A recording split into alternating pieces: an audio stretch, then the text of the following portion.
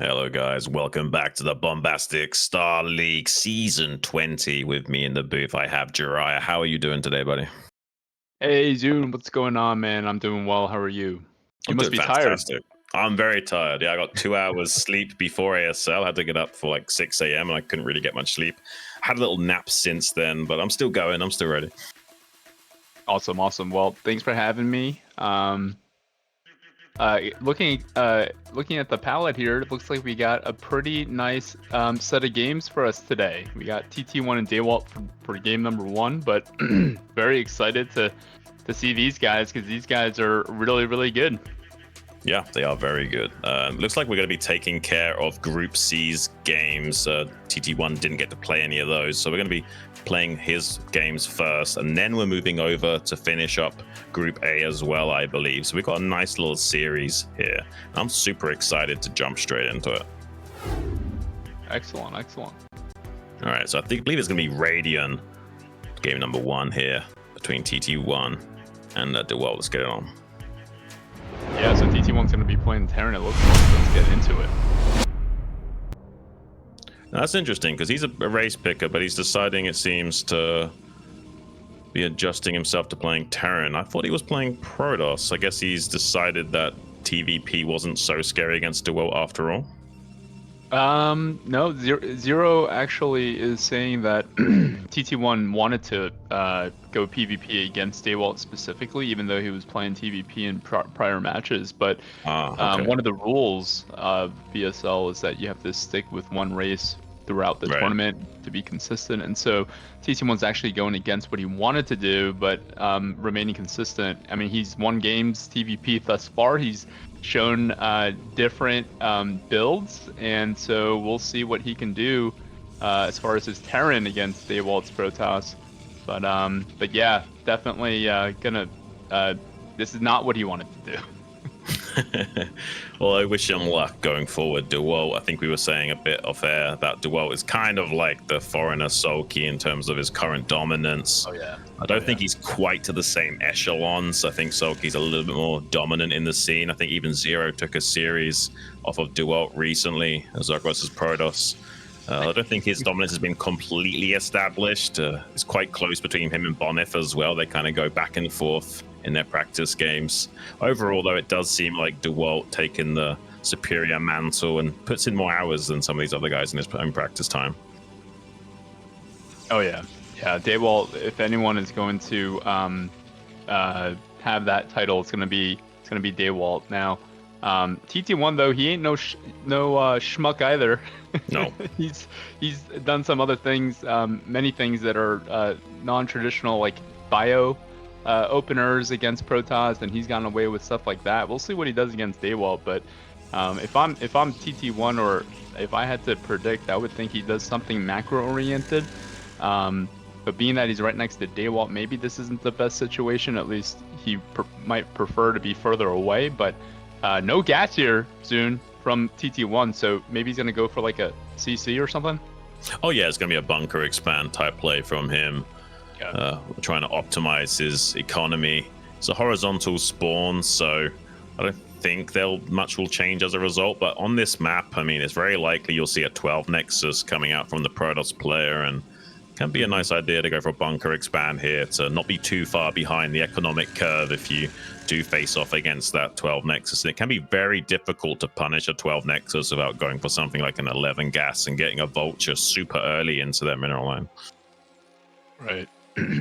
Right. Well, going for that CC first makes a lot of sense, and I guess he's gonna scout at some point. But yeah, this looks like it's gonna be one of those situations where Daywalt's gonna have some goons with range, and he's gonna be hammering down onto TT1's bunker, and then it's like from TT1's standpoint, he's gonna have to kind of guess at or try to do a good job of sneaking some SCVs out, maybe. But like, looks like this is gonna be one of those situations.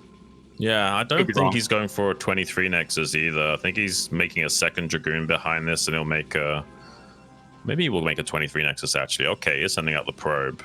I thought for a second there he wasn't going to cut anything and make the Nexus a little bit later, but it looks like it's going to be a 23 Nexus here from DeWalt. Maybe he's making only a single Dragoon initially to optimize, and then he's going to start making it now. Means he won't be able to do any kind of pressure to TT1 though. These 3 Marines will easily bully back that Dragoon. It's going to be hard actually for DeWalt to confirm there's a CC here. Usually you're paying the price of those shields to actually identify there's even an expansion behind this, but he's already shaved off the majority of those shields, which means he has to commit more and more HP to check to see whether or not there's a command center that's actually been built by TT1 here, and I don't think he's identified it yet. Zero, is that an academy underneath TT1's CC? I just want to make sure. No, that's a factory. Okay. All right, just making sure. For me, I'm still just feeling like he's gonna go bio, but okay. Daywalt's gonna take his little stab here. TT1 though, he got an SCV. Yeah. He had to wait for the second Dragoon to arrive to pay the shield price on checking for that CC since the first one was so damaged, which means like he's identified it a little bit slower than usual. Won't make too much of a difference here. And now I imagine he's going to make the Terran play a little bit of a tax. He's going to have to repair that with 1 SCV per Dragoon. So it takes a small dent out of the economic powerhouse of the Terran's early game, but nothing too crazy here. It's just forcing a small tax bill to be paid from TT1. Yeah, and I feel bad for TT1. He's part of Canada. He's Canadian, and the tariff situation going on right now. So he's also feeling it in this game. But good job sending this SCV into the main here. Very nice scout here. This is what I was talking about earlier, where Daywalt was shooting down his bunker, and TT1's like, "What the heck is going on?" And he gets his SCV out and repairing here. So a lot of mayhem on the part of TT1, but good job scouting. I think he saw that Robo, maybe not, Zune. Yeah, I don't know if you saw that actually. Look, it was quite slightly out of range, but yeah, you're right about the tax situation. He's certainly feeling that StarCraft's a good simulation of real life right now. Maybe StarCraft is love, StarCraft is life, and Shrek was right all along. Yeah, this is going to be the next new edition of T-shirts from BSL. StarCraft is life, Broodwar is life. Or maybe those already exist. I didn't see it in the shop. I mean, that'd be pretty good merch. Oh yeah. Okay, he's got to be careful with his first tank. He can't just poke down and start fighting these Dragoons over here. He needs to repair the bunker. He doesn't repair in time. TT1 is sleeping right now. DeWalt kind of probably feeling like it's his lucky day, like it's his birthday right now, but it will mean his SCVs will be able to wrap around these Dragoons and maybe pin them in. Oh, look at that trap. That's a crazy good trap from TT1. It's like the stars are aligning for him right now. That's crazy. I'm counting the SCVs. That is 3 so SCVs. Good. 3 SCVs only, dude. Only 3 SCVs dead. That is crazy. I mean, that was so good that TT1 could lie to you and be like, that was intentional just to bait the Dragoons in. Yep, that's him. That's him, all right. He'd be the first to say, yep, did that on purpose. Went for it. Got him. I mean, he was on Root Gaming when he switched to StarCraft 2, right? With Destiny, I believe. He played on the same team as Destiny, if I'm not mistaken. Yeah. This guy's been around for a long, long time, since early TSL days. Definitely one of the more well-known players in the scene. Nice to see him still playing pretty high level. I'm glad he didn't just get punished for free there. Got a shuttle making its way into the natural expansion now, though. Probably with a Reaver in tow to see if he can get something. Unloads the 2 Zealots to tank the shots. Now trying to find a good Scarab connection on those tanks. Does get both of them with that one more Scarab connection will kill both of these tanks. Oh. It's 4 seconds to dud. It does dud. Wow. That's not too bad so far. So far, it's avoided the crisis. Yeah, the Hellfire missile starting to target down that shuttle. Put some clock on it, so it has to evacuate and rotate around to behind the minerals at least. Speed shuttle just finished up as well, so we can start to put on more and more pressure with this and go back inside the main base and force these unupgraded Goliaths to play chase on it. No Karen boosters currently, so DeWalt enjoying a little bit of free reign, but not finding too many SEV kills. Yeah, TT1 doing a good job. I mean, that could have been worse, could have been better. Did lose 2 tanks for his efforts, but Daywalt, this is kind of, I think this is part of the reason why TT1's reason for going PvP against Daywalt is because of the higher level kind of speed shuttle harassment and all that. It makes it a little bit more complicated, I think, because Daywalt does it in such a way where it just sets them apart. And so I think TT1 understands that. But pretty good job. If I'm TT1, I'm feeling pretty okay. I mean, he's definitely investing in all these turrets, which is just extra minerals. That's going to slow him down on anything else that he's trying to do, but maybe that's just his plan anyways.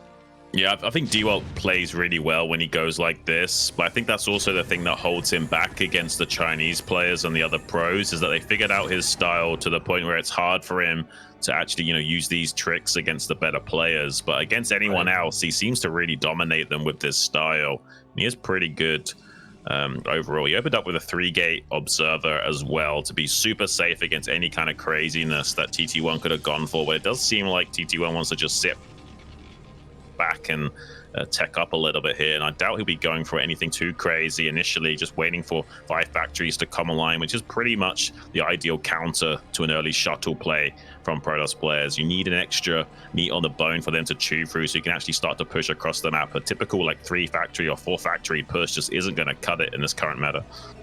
Yeah, I mean, supplies are kind of close right now. Do you think maybe there's an opening for TT1 to get this 5-fact timing to work here? I don't know what the timing would be, but the supply, maybe. I mean, like it's pretty close.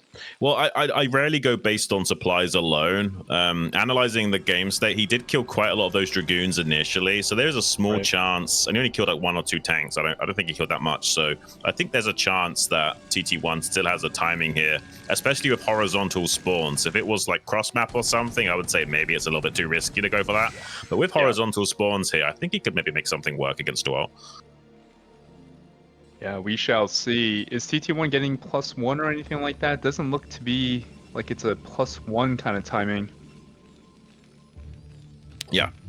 He'll be doing like a Mihu style build. It'll be just like, +1, maybe 1-1 at best.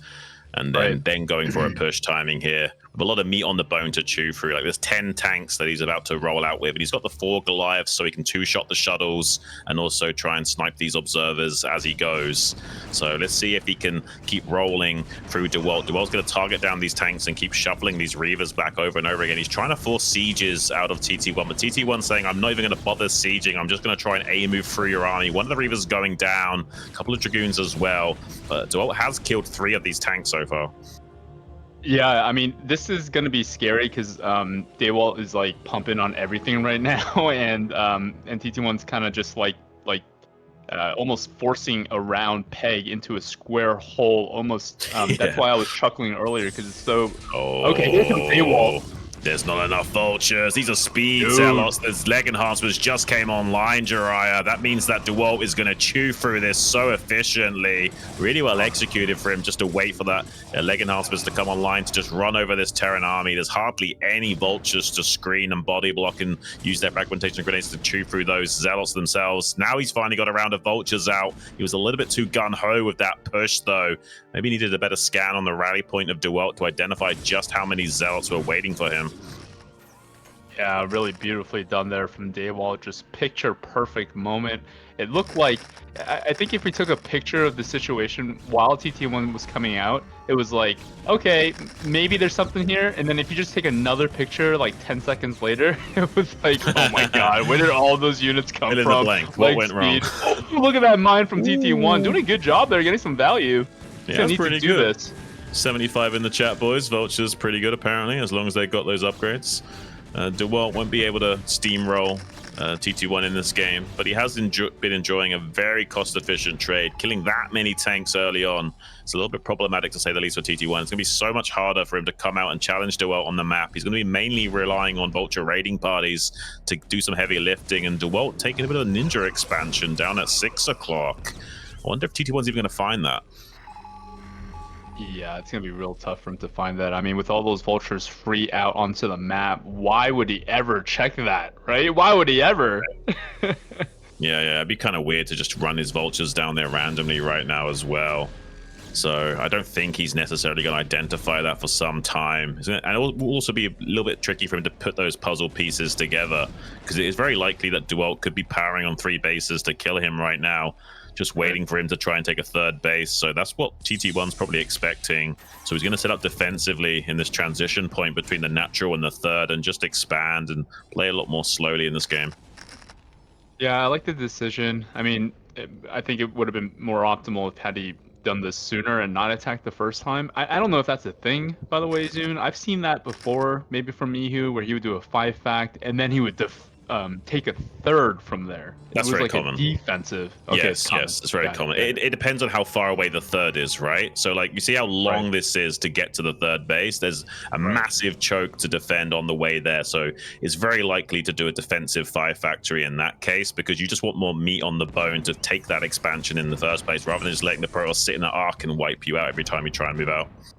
Yeah, and look at Daywald here, just looking really like snow with the shuttle over there with the Reavers. I mean, this is really complicated for Terran to have to deal with. This is kind of the finesse that TT1. I don't think he wanted this smoke, this level of smoke. I mean, look at these Reavers here, Zune. Ooh, yeah, I mean, it's a lot of damage, man. He's getting slowed down so much by Dewalt in this game.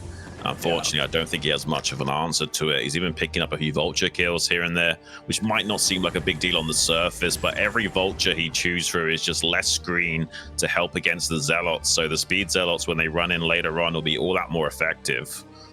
Now, TT1 is a machine.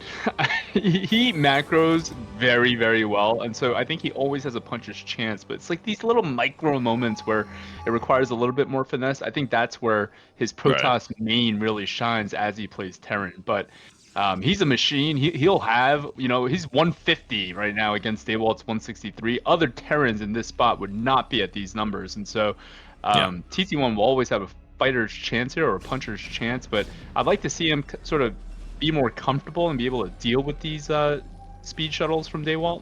Here comes again.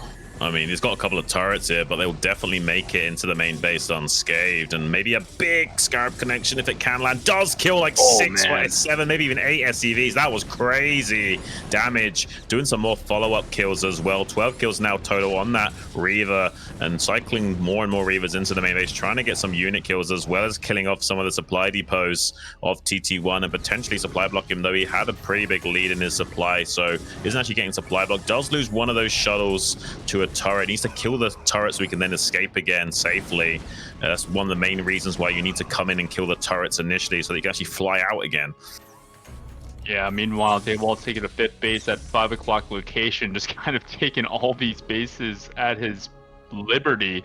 TT1 swollen up to 131, lost a lot of SCVs, so that's a lot of arming right there.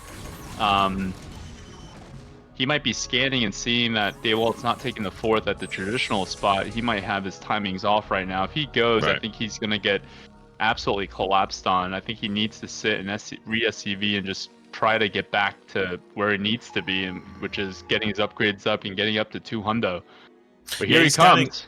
He's scanning ahead of his army at least, so that'll give him a little bit of a chance to not siege too late. It's the main problem Terrans have, is they don't scan ahead of their army and they get caught with their pants down. So far, TT1 avoiding disaster. Here comes a massive drop, though, at the 3rd base. That's a lot of Zealots that are just hammering away at that SCV line. He's not really got that many SCVs, like you were just saying, as well. So anything that Dewalt's doing to him is like compounding right now, becoming an increasing problem for the TT1. He's being slowed down in the center of the board as well. He's not going to have a successful push to work with to get compensation for losing this much economy. Dewalt is just outmaneuvering him in this game. Absolutely. I mean, just picking up his Reavers just out of the range of the siege mode here. That's a lot of speed shuttle from Daywalt. Just masterclass here from Daywalt. He's going to be able to have all his forces here. He even has the High Templar, which is going to have the storm spells. Here comes TT1, though. Sizable force here from TT1, but so much high gas units from Daywalt. This is just such a powerful composition from Daywalt. TT1, though, he's going to try to hold this line. Yeah, actually doing a pretty good job. I mean, this does look like it's going TT1's way, but the reality is that the majority of the forces were lost. It's primarily just tanks now, so if he can rally out another squad of Zealots to pounce on top of this, he's going to be in trouble. It looks like TT1's making progress, but it's actually a kind of the plan of Dewalt is to make him think that he's doing better than he is, and then the rallied Zealots are about to bomb on top of these tanks and absolutely annihilate them. Yep, certainly looking like the case. TT1's going to want to drag those units over here ASAP. Here comes Daywalt. Goliath, though, a lot of Goliaths being made here from TT1, which is great against the shuttles if they can get in position. So many units being dropped here from Daywalt, just spreading the storms and the zealots on top of everything. TT1 microing his Canadian Maple Leaf off. I mean, he's doing everything that he can here, but the supply just really tells the tale. there's just too much syrup for these Terran tracks to roll through, and it's really slowed down his advance, Jiraiya. I mean, he's just now reached the rally point of DeWalt, but he's now 60 or more supply behind. You're almost 70 supply behind now, and DeWalt has a 5th base that's just finished up. He doesn't even need to saturate it right now. There's not that many SCVs for TT1, so even though he's got only 88 supply, the majority of that is army, to be fair. So he has got a, relatively speaking, decently sized army. There's a lot more probes than there are SCVs. So he has a tiny chance of making it work here, but I doubt it. As long as DeWalt executes efficiently and makes sure he doesn't just sacrifice units into mines or something, definitely DeWalt should be taking this fight here. Yeah, TT1's going to do everything he can. Right in the mines, the vaults. Here comes DeWalt. Just so many goons. Trying to retain as many tanks as possible. Even a Reaver in there. 2 Reavers. GG from TT1. Yeah, GG, man. It's just so good from DeWalt. He looks like an absolute G in that matchup. Really hard to deal with him unless you're also like on like the high Chinese caliber level of play, or like almost a pro gamer level to really smash a style like that. DeWalt just executes it so well. Yeah, man. I mean, TT1's a machine, and one way to disrupt the machine is to throw a wrench into it, and maybe a couple of wrenches at that. That's what DeWalt did in the form of the drop harassment, the Reavers, and all that stuff. It just disrupted TT1's economy so much. But because TT1 is the type of player that he is, you know, he made it as close as it was, and he went for it there, and DeWalt was able to bleed him out. Maybe TT1 was trying to save money, but instead of using motor oil, he switched over to using maple syrup because it was in large enough supply, and that doesn't seem to have paid off for him. Yeah, miscalculation there from TT1. All right, so who do we have next? Because I don't think we're doing this in order, as you see in the graphic there, because obviously that wasn't HBO versus TT1. So I'm waiting to hear from the man, the myth, the legend, Zero himself, and who is going to be ready to take on TT1. Okay, so it is going to be HBO coming up next against TT1. HBO's this kind of new player. He's a Polish guy. He's been around for a long time, but he's not really been in the competitive scene, not been in the limelight too much. And apparently, according to Wolfix and a few of these other Terran guys, he's really good. And from the games I casted of him, he seems pretty good. All right, we shall see. Is he the second coming of True Touch? I mean, maybe. I was thinking about True Touch when I saw him play, actually. I was thinking to myself, there's not many other good Polish Zergs out there. And who knows, maybe it's True Touch, his clone or something. Yeah, right. I mean, other than obviously our favorite host over here, Zero, but yeah. Well, no offense to Zero, but he's not quite as good as True Touch was. But he does have one over. Yeah.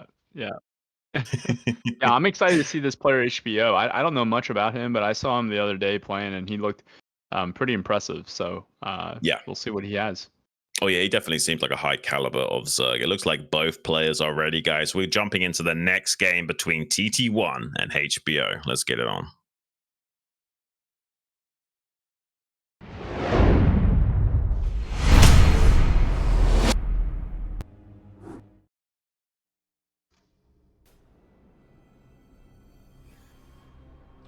Spawning here in the top right is the red Zerg. It's the Polish Zerg, HBO, coming out of the woodwork and showing us that there's plenty of Polish players you've yet to discover.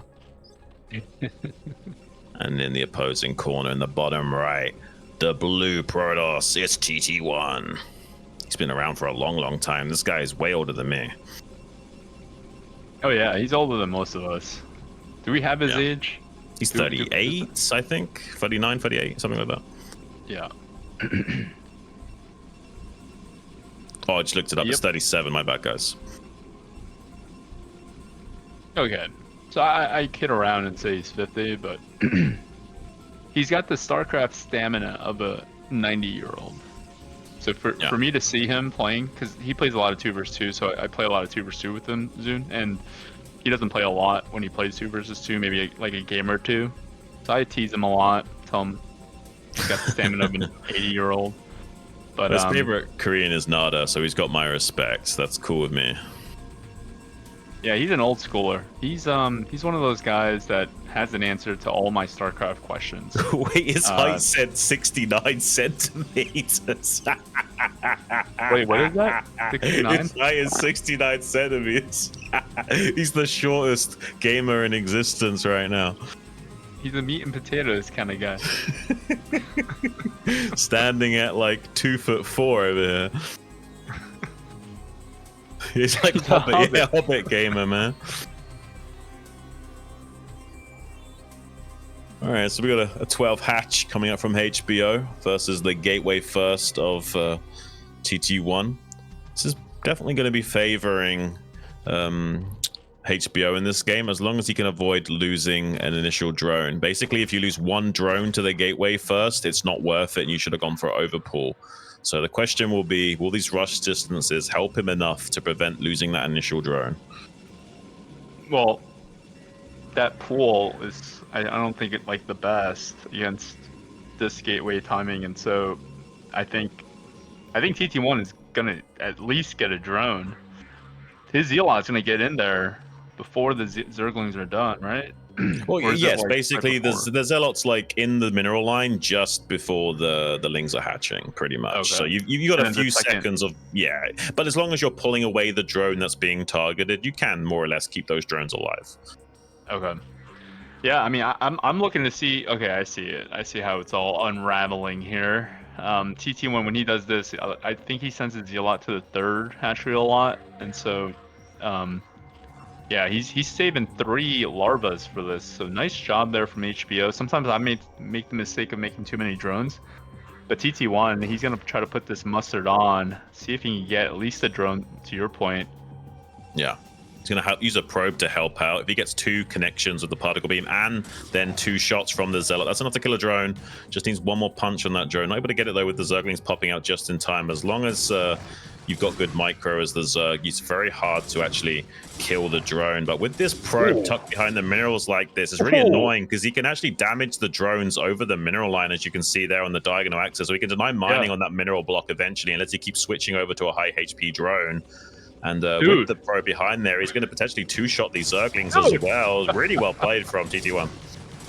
Oh man, dude! If you really watched, oh my god, that's the drone! That's insane, dude! That's crazy. I was watching the probe. He was using it like a samurai. The sword, the probe was attacking the lings, and the Zealots were 2-shotting the lings because of the probe. And so I saw he was almost 100% accuracy. Maybe he missed 1 shot with the samurai sword, but my goodness, I wanna see that again later. But that was insane what he did there. And then he got the drone. So he's like, Zune, I got the drone. I got the drone. You said I couldn't get it. I got it. That was really good.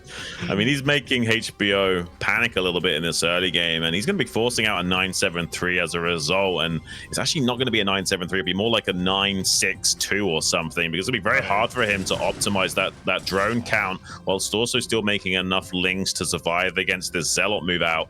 And that means that there's a high chance that TT1 will be able to force more Zerglings and potentially scout this Hydra Bust attempt from HBO. It's a bit of a move of desperation here. You kind of need to trade better against the Zealots before going for something like this against Gateway first. So TT1's going to be able to apply a lot of pressure now. Yeah, this is a tough spot when you're Zerg, when all these Zealots. Okay, good job there from HBO picking off the Zealots. Definitely going to want to keep doing that. But this is a very awkward spot when you're trying to do something like Hydra, but then there's Zealots running your front door. Yeah, I mean, he might kill this hatchery even. Like, he has to keep making Zerglings, rally them over here, and then defend against this. That's not so ideal. Like, he wants to make drones and Hydras right now. So indirectly, this is really damaging the 9-7-3 attempt from HBO.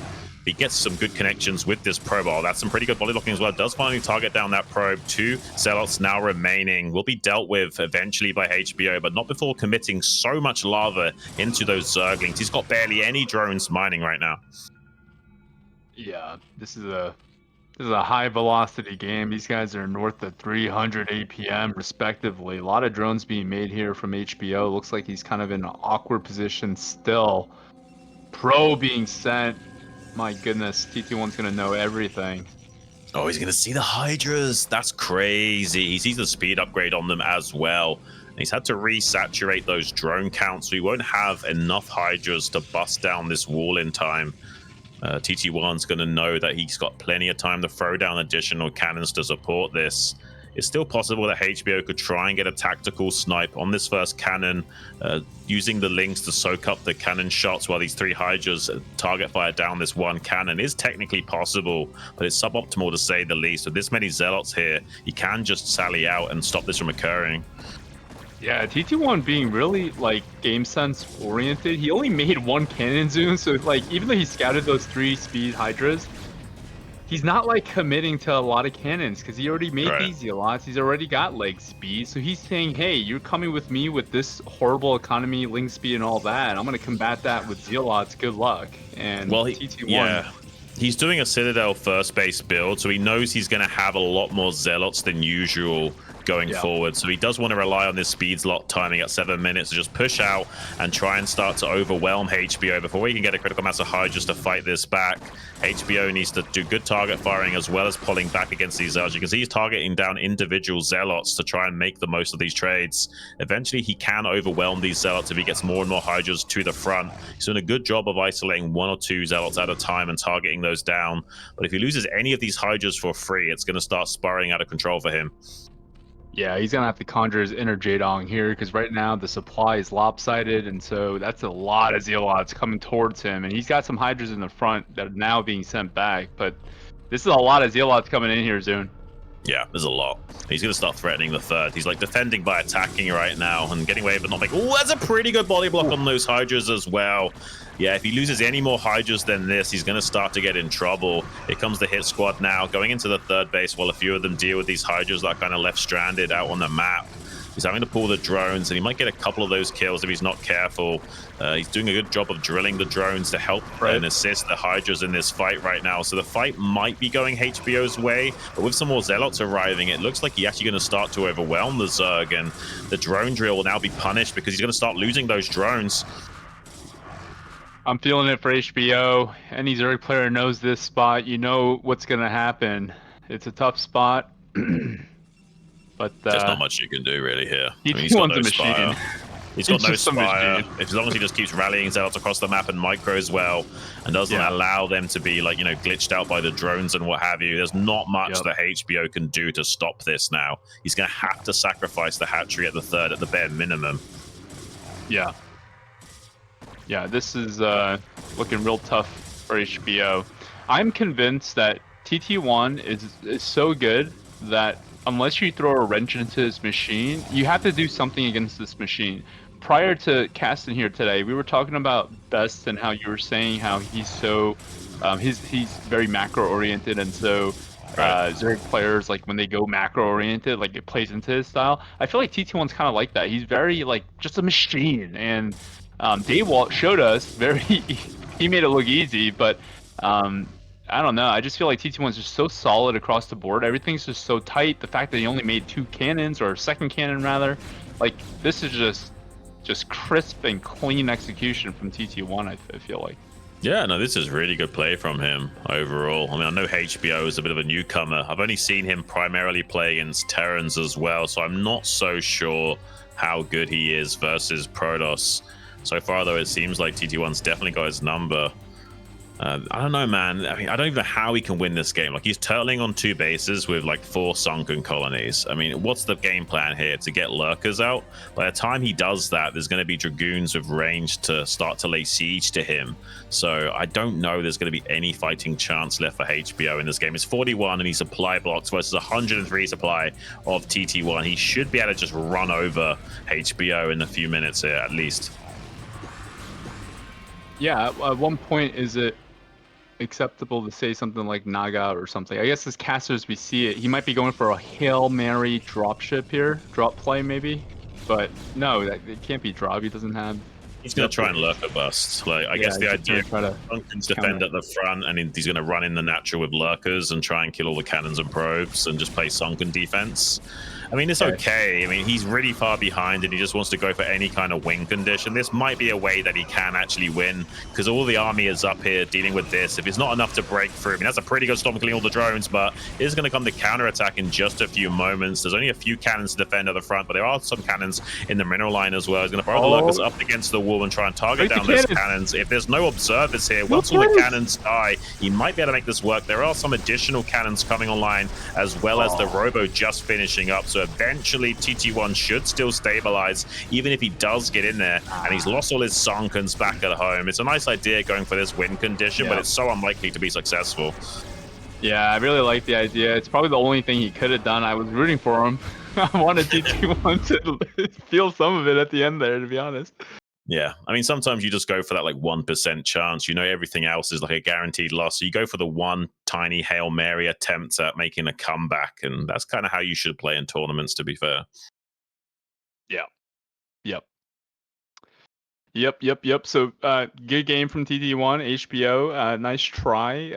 Who do we have next? And on the list, it's Ultra, but it doesn't necessarily mean we're going in that list. We did DeWalt first, but I just got confirmation that I think it is going to be Ultra that's coming up next. He was playing pretty good recently.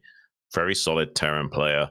And to reiterate to you guys what these guys are doing right now, there's a 5-player squad and it's round robin formats. They each have to play each other once in a best of one. The top 2 players of that bracket are going to go through to the winners round in the round of 16 playoffs. The 3rd and 4th player go to the loser bracket, and the 5th player just gets eliminated. Got it. All right, I think Ultra's just now showing up, so it'll be a few more moments until we're ready to jump into our next game. What's your favorite matchup, by the way, Jiraiya, to like watch? I mean, I think TVZ. I love watching TVZ. I'm a Zerg 101 player, but I root for Terrans in TVZ because I know it's harder, or no, it's easier for. I don't even know these days. It's easier. But the triangle of balance goes Terran beats Zerg, Zerg beats Protoss, Protoss beats Terran. That's the triangle of balance that has always been. But obviously maps try and change that. Got it. Well, I don't know if there's like a difference in the foreigner level scene, but I don't. When I watch DVT, I usually root for the Zerg, but then like when Zerg gets a certain amount of gas, it becomes really hard, and then I start rooting for the Terran, and so I have this like back and forth rooting. But yeah, that's what makes the DVT more fun for me. TVP, it's like you gotta have patience and all of that. But here we're gonna have ourselves, I guess, a TVP, right?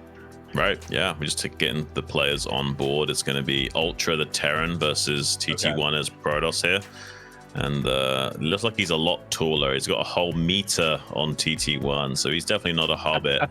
He's got a lot of favorite Koreans as well. He's very eclectic taste. Light Sharp, Flashbox, I Love Even Scan. I'm happy with all of those guys. So yeah, more power to you. And apparently his favorite foreigner is himself. So yeah, I mean, someone's got to support him, right? So I mean... That's fair. Oh, what? TT1 has me on there. Look at that. Oh, nice. I just saw that. They also had Artosis, if I saw that correctly. Artosis, Jiraiya, and then who's... Oh, and then 2Pocalypse. 3 versus 3. Interesting. I didn't see that before. There you go. You got a little shout out there, buddy. Yeah, very nice. Nice, man. Okay. Yeah, a little bit of love from you in the scene. Nice. But you specifically for 2v2. That's interesting. Yeah, it looks like he's got a love for each version of StarCraft, and I guess overall he loves StarCraft, but he has like these people that he enjoys for each level of StarCraft that he likes. I get it. I get it by him. He's my favorite player under Free Feet Tool. I don't know how many people qualify underneath that. Both players are ready though, so we're gonna be jumping right into our next game. It's gonna be TT1 versus Ultra. Let's get it on the map. Polestar.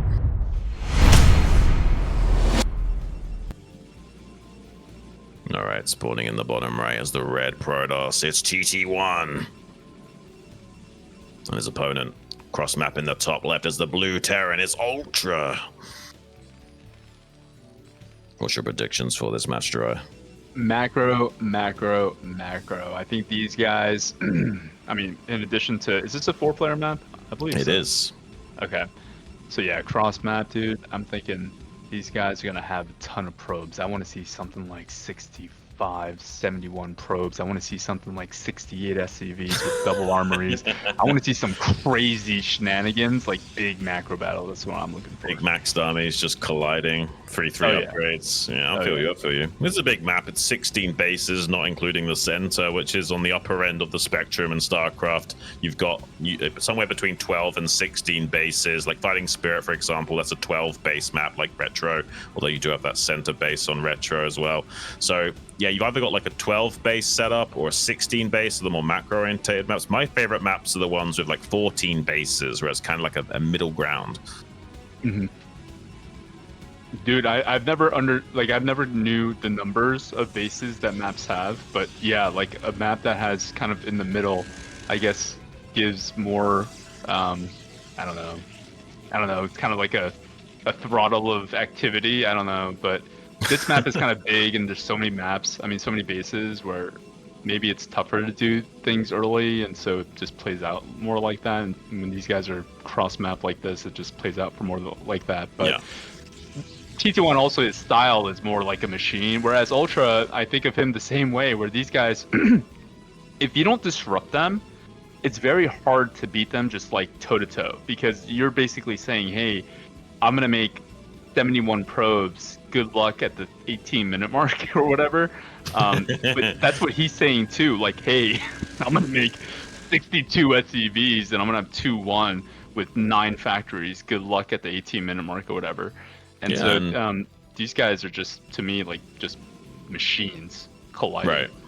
Yeah, and to be fair to you, like this is a pretty good map for Terrans. I mean, the third base is much easier to take than some other maps, and I don't think it's by a lot, but by a few percentile points, this is a Terran favorite map. So maybe Ultra can utilize this to have a good game here against TT1 and show us a very powerful macro game. It'd be kind of exceptional to see a longer game from both of these guys. Looks like it's going to be a very quick Nexus, a rangeless expand here from TT1. Not wanting to put on any early pressure or feel like he needs to be safe on this big macro map, and instead wants to be a tiny bit greedy and get that Nexus a teeny tiny bit earlier than usual. Yeah, both players not scouting the... I mean, Ultra is going like the completely other direction after scouting 1, whereas TT1 is going to 1 o'clock, and now he's doing a 7 o'clock scout. Yeah. So they're both just like not going to see information, but they're both playing the Expo. I guess no one really has a lead here, is my guess. Right. Yeah, no, neither player probably has a significant lead to write home about. Pretty much even. There is a slightly later command center for Ultra, and he's making a bunker to be safe before CC, so you could argue there's a teeny tiny lead here for TT1, but it's insignificant. It's not that big a deal. It's not like bunker expand versus 23 Nexus or something like that. So he should be able to enjoy a pretty even game. It would have been great if he killed that an additional Marine there. He almost was able to do so before he got into the safety of that bunker. Vulture now trying to see if he can slide in. There's nothing to body block this. If he gets 2 or 3 probes, that could be huge. But he has to kill 3 probes to make it worth losing this Vulture early on.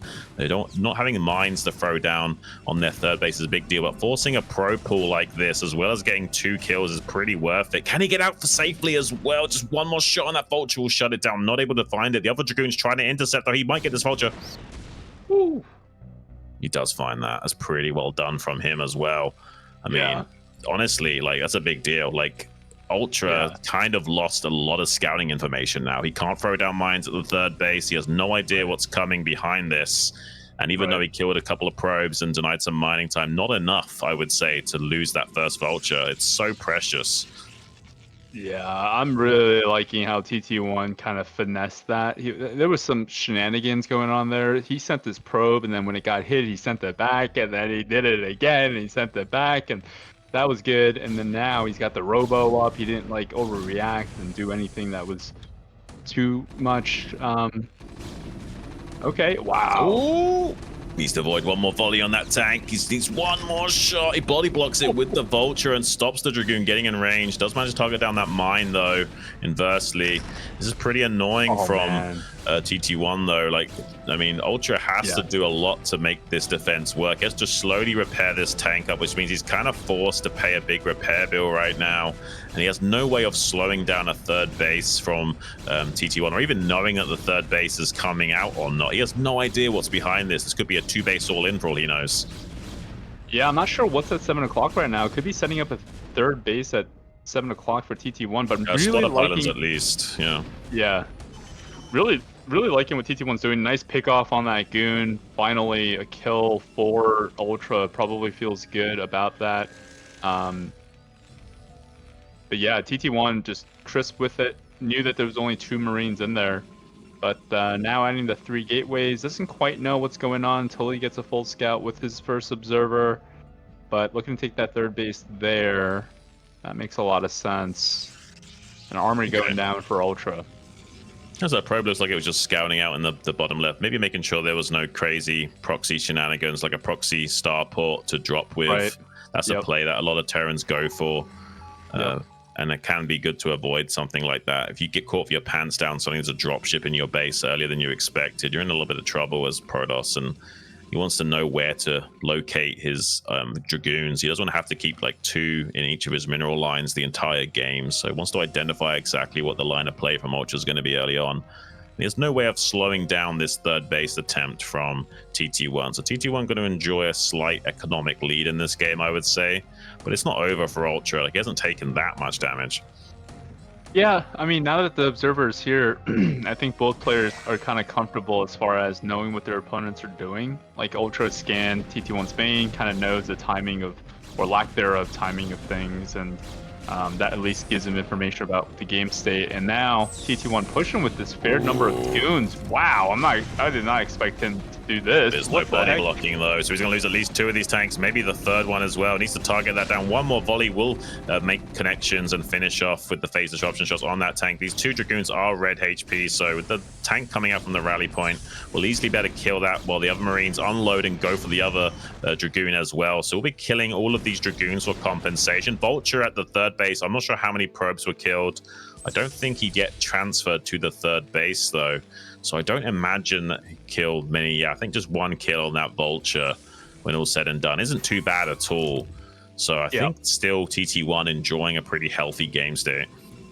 Yeah, I think now it's like both players are just going to make a bunch of SCVs, maybe a CC from Ultra. I mean, do you make factories here, Zune, or do you make a third CC? Well, I feel like nothing's going to happen. You don't have to make 5 factories here, right? Because it's very close third to take. You can even kind of cover your third base from inside your main. It's like Destination, where you can like put tanks along the ridge line and kind of protect your attempts at taking the third. So you probably will go up to like 3 or 4 factory here. It's just that question of, does he want to go all the way up into 5? He doesn't have to. He could go 3 or 4 factories and then take a third. It's up to him. We'll have to see what he's feeling right now. He's making an engineering bay in the natural. Was that a CC in the main? No, it was a starport. So it's kind of like neither of anything. Yeah, it's very middle road. He's not making a CC. But he he'll make a CC now. Don't worry. He'll make a CC now. Trust me. Okay, yeah, he's got the money for it at least. There he goes. Mean, when your tank count is reset like that, like, you can't attack, but like when you kill that many goons, you can maybe expo. And so I wanted him to make the CC a little bit sooner, but I guess it doesn't really matter. He's getting his tech up. He's definitely playing poise. He's got that starport. He's got the +1 almost done, I think. Yeah, so he's going for that 2-1, 3 base timing. Love this from Ultra. Kind of what we're looking for anyways. We want him to get nice and beefy, and and Protoss, you know, getting the quick arbiter here off of 3 bases like this, getting a 4th base as well from TT1. He knows that he had all this time. I mean, it's been 1 minute and 30 seconds since his Goon died at that mineral line, and so all this time lapsed. Both players just powering up. Love to see that. I want to see a big epic battle later. But it seems like you're going to get your wish here, Jirai. I mean, both players are kind of lining up for that. He's only just now getting 5 factories after already setting up double armory with his science facility and third base on the way. So it definitely does look like it's going to be a more turtle-centric style for Ultra, at least waiting for that 2-1 upgrades to come online before even thinking about attacking. Yeah. Yeah, I'd love to see the the setup line. So to your point, like you could set up on the ridge here, and then Turnix can make the wall to the right of that third base, and so it's pretty comf. It's pretty cush. It's pretty cozy. It's pretty cozy. Yeah. But he has to obviously make those supply depots to help sandbag this choke point up here, and TT1 knows that, so he's been a little bit sneaky. He's already got his Dragoon set up here to one-shot down that tank. It's just 8 hits to one-shot a tank. Really well done from TT1, just to siphon off a little bit more value out of the economic powerhouse that is Ultra right now. Trying to get a third base online, but has lost quite a few tanks in this game already. Yeah, if anyone's throwing wrenches into each other's machines or whatever that freaking analogy I made earlier, TT1's certainly doing that in the form of, I guess, just the presence of it being there, just delaying it a little bit. But Ultra, good job putting it up, getting his third base up, and now he's just power mode as he gets his upgrades up, getting his SCVs up. And so I think it's up to Ultra to kind of try to disrupt TT1 a bit here, as TT1 is just getting massive himself. But TT1 just not going to let up. Wow, look at this. Wow, I think he's going to bowl him over a little bit here. As long as he kills the majority of his tanks, it's definitely going to be worth it. He's going to cut off and wedge between these two locations. As long as he kills the majority of these siege tanks, it's going to be huge. It's beautiful repair from Ultra to slow this down, though. That repair on the tank was pretty clutch. There's another round of Zealots coming in. He's going to try and rotate around to this natural third location after killing this barracks, and he can maybe kill that tank up there as well. You can see him desperately trying to place down some depots to wall that off. Exactly what you should be doing as Terran. Yeah, masterfully done there from TT1, just being really patient with everything, just not overcommitting, keeping those goons retained. I mean, those are the units you don't want to lose. And so to have those alive just gives him more of a threat potential. And so with this Arbiter as well, he might be able to follow this up with the even powerful attack on this setup here with the supply depots from Ultra. Oh, and the Arbiter's out now. He's going to be forcing a lot of scans because he's only just now starting to make turrets at this base. Going to drain a lot of the energy and attention span from Ultra to make sure he can still fight that army when it finally does start to engage him. We got a small Ultra raiding party that can't actually squeeze in there. It's going to have to run around the all the way around, and by that time, I think that TT1 will be able to deal with it. Is that standard? Is that like normal to make the pylon wall like that? Oh yeah, you should, but I mean, okay. I don't think it's standard to make it quite in that configuration necessarily. Okay, that was nice. That was nice. Well, still getting some probes for Ultra here, doing what he can. Supplies are starting to space out more for TT1, really starting to grow the numbers here. But Ultra is going to continue to send some forces out, get some harasses, at the very least get some mines down, continue to get this information. He knows it's Arbiter tech. What he doesn't know is TT1 going to attack again? Right.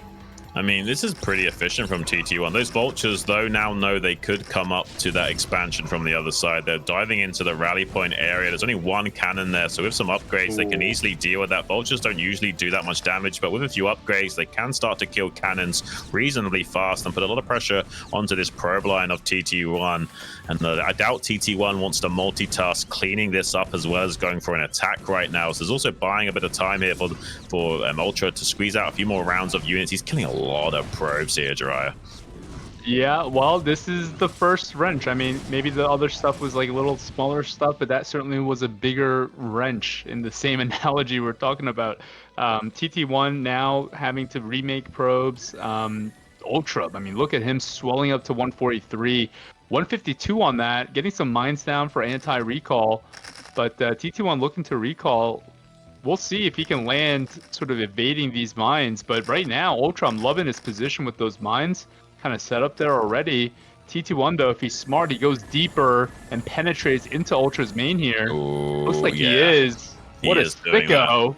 Oh, he's going to get a pretty big recall off as well, Jiraiya. Although there is a mostly Zealot recall, you'd like to have a lot more Dragoons in that ideally. So not the best of recall unit compositions to be said, but we'll still be able to get some value done in this main base of Ultra and at least pull back the majority of his forces so he can get some oxygen and come out onto the map with the rest of his army while powering on these 4 bases. He's doing a pretty good job of trading with this, but it would have been much nicer if he had a few more Dragoons with it. Yeah, I mean, he literally killed the Vultures, which is probably not the worst thing because the Vultures can come out and like do more harassment at TT1. So I think just biding the time that he's looking for, it's definitely accomplished. And so TT1's actually up to 175 again, and maybe because he knows that there's a lot of tanks up in this main here, maybe he suspects maybe there's some soft points elsewhere. But TT1 being smart, I think he's just kind of moving around the map, trying to keep that RB alive. That's a dead RB. Yeah, it should be dead, I think. There's another Arbiter coming in, though. Just a few more ticks on energy. It's got like 142. Needs another like 10 or so seconds for that to come online. There's a lot of mines and turrets to circumnavigate. Is he just going to bomb on the natural third? It looks like it. Now he's deciding I'm going to go back into the main base. Oh, that could be a big mistake. He's going to lose the Arbiter for free because of him hooing and harring. He should have waited more time for his energy to come online on that. And unfortunately, we'll be losing an Arbiter more or less for free. And Ultra's got a lot of money in the bank. So as soon as he makes a few more supply depots, he's going to be able to pump up to max pretty quickly. And he might be able to go for a timing attack soon. He's got 2-1 upgrades with 3-2 probably on the way. So eventually, he's going to start fighting back against TT1 and take the fight to him. Yeah, I think the second Arbiter recall, had it landed, it would have been catastrophic anyways because of those mines. So it might have been a blessing in disguise. I think TT1's 5th base at 3 o'clock is a little bit late. He should be taking his 6th base right now. I could be wrong about that, but I feel like Ultra does have a window here where he can continue to sit and take more trades, maybe defend one more recall or something like that. But right now, Ultra is definitely feeling like he's going to have a timing. He just needs to kind of weather the storm and get his upgrades. Yeah, he might sit for a while longer and take a 4th base and wait for 3-2 with vessels out and EMP before he feels really safe to come out. But pretty much as soon as you've got like 180 suppliers, Terran, you can start to think about attacking. It's not that big a deal. You can pretty much fight anything head on once you've got that kind of supply. 140, 150 is good defensively to beat a maxed out Protoss. Once you've got like 180 plus, you can now start to fight a Protoss out on the map in a maxed format, as long as you engage well and scan ahead of yourself. So I imagine he will be wanting to come out onto the map at least to take a 4th base in just a few moments here. Yeah, really nice gateway placements from TT1. He's just the machine with that. When he gets a unit come out, when you look at that, it just pops out. Wow, that's a lot of red there from June, but that's a lot of blue there from Ultra. I mean, if these armies collide, you're saying a maxed out Terran army beats a maxed out Protoss army? Yeah. Oh, with 3-2 upgrades versus only +1 weapons? Yeah, I'm pretty sure, Jirai. Well, we shall see. There's some armies in here as well, dude. This is what we're looking for. This is what we're waiting for. Big stasis in the back line as well. There's a lot of mines still on top of these tanks. He could have some really big Zealot bombs. If he does manage to get some splash damage, that stasis actually saved those tanks' lives, believe it or not, because of the mines right there. But now he's going to start rampaging through to the back line of those tanks with some mine connections going to be helping him out in the effort as well. He eventually has to pull back with the Dragoons once the Zealots dry up. And as you can see there, Terran easily squashing that army like a bug. And with those upgrade advantage and also now enjoying a healthy supply lead by about 40 or so, Ultra can come out onto the map and start to attack TT1 and take his 4th base behind it if he wants to.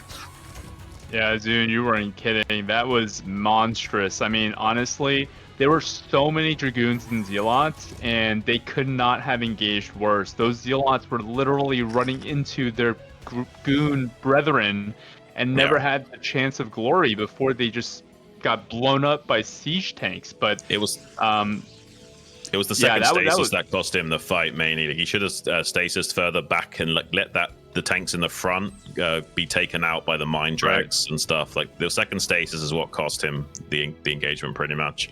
Yeah, I just saw a huge chunk of TT1's supply just plummet after those stasises. But TT1 now getting back up to 200, but to your point, Ultra, he's got the 3-2. Now he's got the 4th base running. He's got some extra money, resources coming in. I think Terran at this spot wants to have 2 bases running at least. And so this is kind of like 2.5, almost 3 full bases. So Terran definitely has the economy to re-up, but he definitely has the numbers to start thinking about engagement as well. Yeah, I mean, this is how Protoss can win, though. They can make the game scrappy and kind of pull the Terran apart and not allow them to get a full frontal engagement. You can see the majority of Terran forces has to respond to this and shuffle over. That's a massive tank line. Pretty good status on this, but I actually think this is still going to go Ultra's way. He's got a D-Matrix on a periphery tank as well. There's just no way of the Protoss chewing through this army efficiently in these frontal engagements. He'd be much better off trying to get a recall into the main base and getting on top of the Terran production and pulling the army back to defend it, and then hitting one of these other locations which are now not so defended because the Terran army is divided into two. But as it stands, he's going to have a really tough time in fighting against Ultra in these head-on collisions, and Ultra is going to be that immovable object that always beats the unstoppable force. Yeah, I love the High Templars from TT1, but he has yet to cast a Storm, and so he needs to get his forces all together and really do something that will be more effective. I think fighting this Terran army head up is just not working out for him. Here he comes again, but it's just coming in so thin. So thin. Yeah. I mean, this one might go a lot better for him because these tanks are slightly out of position and they're clumped up for storming on the eastern flank. So I actually think that TT1 will maybe win this fight. Just barely. He's out trading him with these stasis, staying online for a while longer, and the rally points coming in. This is going a lot more TT1 sided than the last fight does, but it seems like there's still enough unstasis units that TT1 is still enjoying a pretty comfortable efficiency rating on this trading. This is still not going TT1's way, and it probably should. And unfortunately, that upgrade set deficit is really starting to pay dividends for Ultra, and TT1 just can't keep up with the trades. I mean, look at this. He's got all these stasis units that are about to become unfrozen soon as well. There's nothing that TT1 could do about this anymore. Yeah, this is just Terran Hisagi in a nutshell. Just so powerful. Those Protoss units just melted. It looked like they were enough, but the upgrade advantage here from the Ultra really paying back in dividends. And now those tanks are being carved off to the side. Stasis onto those, going to delay the fifth base from going down. But looking real tough here from TT1. Maybe he's got one more kind of cycle in him, but this is looking real tough. I mean, once he clears these two bases on the right side for Ultra, he's gonna have a stranglehold on this game, if not already. Oh, that EMP on those two arbiters was monstrous as well, Jiraiya. TT1 is in trouble. He's gonna start playing whack-a-mole with these Protoss expansions, is Ultra, and there's not gonna be a whole lot that TT1 can do about it.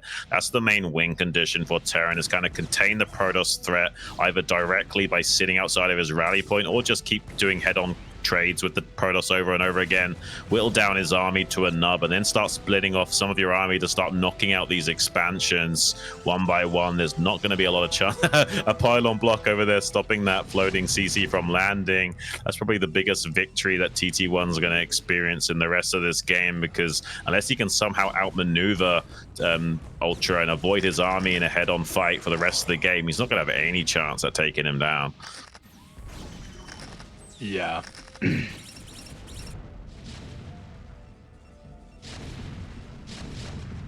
Yeah, both players keeping their money down, but Ultra is maxed, and TT1 trying to take more bases.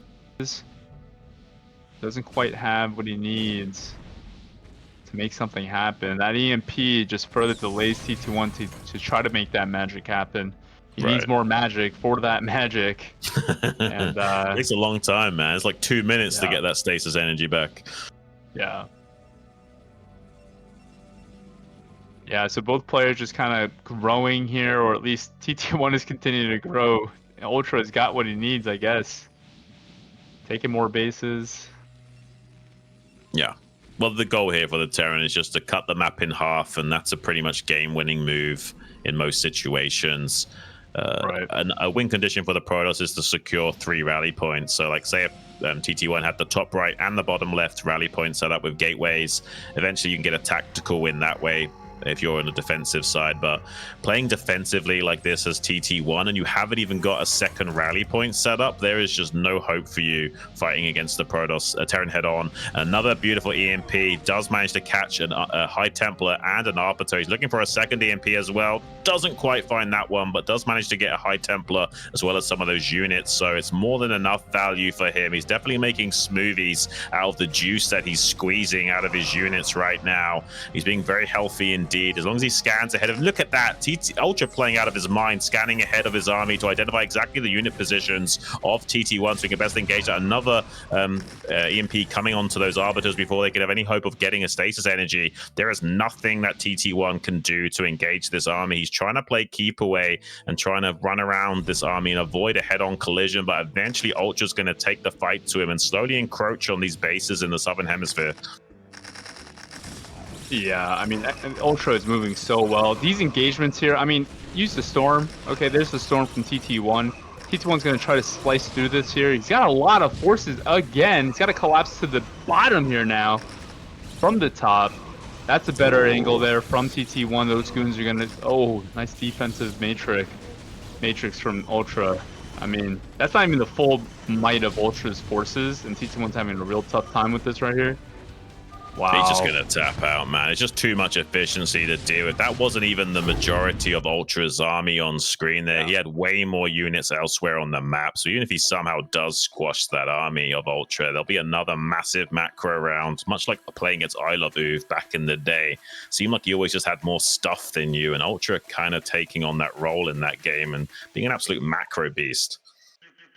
Yeah, we got what we wanted. We wanted a macro kind of slugfest, and Ultra proved that he's the macro champion. And so I think the pivotal spot there for TT1 was after the first recall. He needed to maybe take more bases. I don't know, Zune. What do you think TT1 should have done different? Just the engagements, maybe stop fighting the Terran so much? Yes, you basically should be avoiding any kind of head-on fights with the Terran unless they're out of position, like you're catching them unsieged or something, trying to move around the map. You know, that's the only time you want to engage the Terran. Other than that, he should have been trying to get recalls onto that factory line and punishing the immobility of those mech units and forcing him to turn around with the majority of his army to defend. And then once he's turned around to defend against the recall on top of his factories, then you hit one of these bases and do a head-on collision with some of the remnants of the Terran forces still set up there. You've got a much stronger chance of punching through the Terran lines in that setup.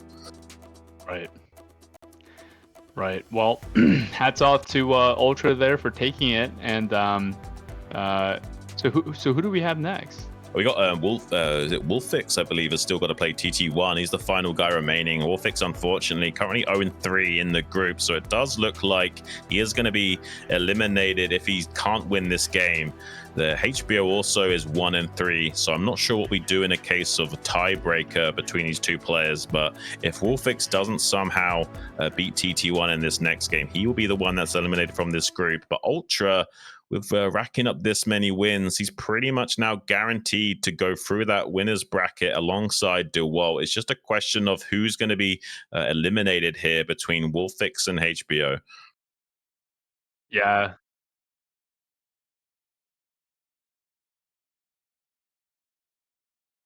But what about TT1? Because he'll also be 1-3, right?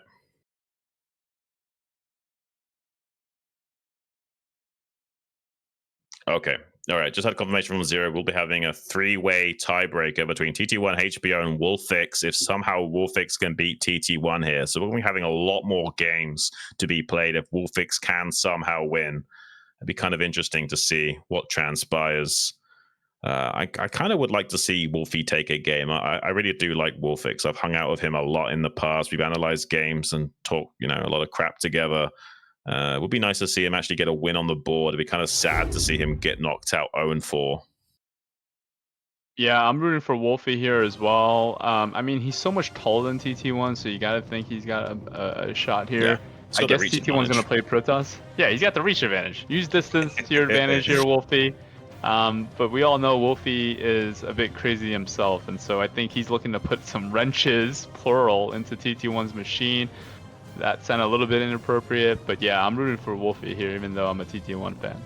I mean, Wolfix has a pretty unique style, and he's willing to mix it up sometimes. He'll even occasionally make Wraiths versus Protoss, and I'm talking about I'm talking about in a macro game, not even just like a two-pot Wraith cheese. So, yeah, I would love to see some craziness from him. I don't necessarily think we will be seeing craziness, but he's certainly capable of doing so. Have to wait and see what he's got. It says his favorite food is Protoss tears, so let's see if he can have a nice meal.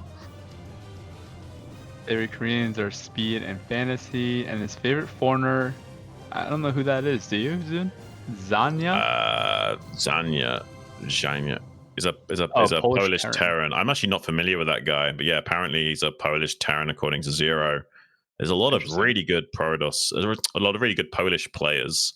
Only a few of them we've had the pleasure of seeing on stage. And honestly, like I've said it many times, Poland is kind of like the Korea of Europe in terms of the caliber of players. They give us so many good gamers over the years. Looks like we've got Eclipse coming up here in just a few moments, guys. It's Wolfix versus TT1. Let's get it on.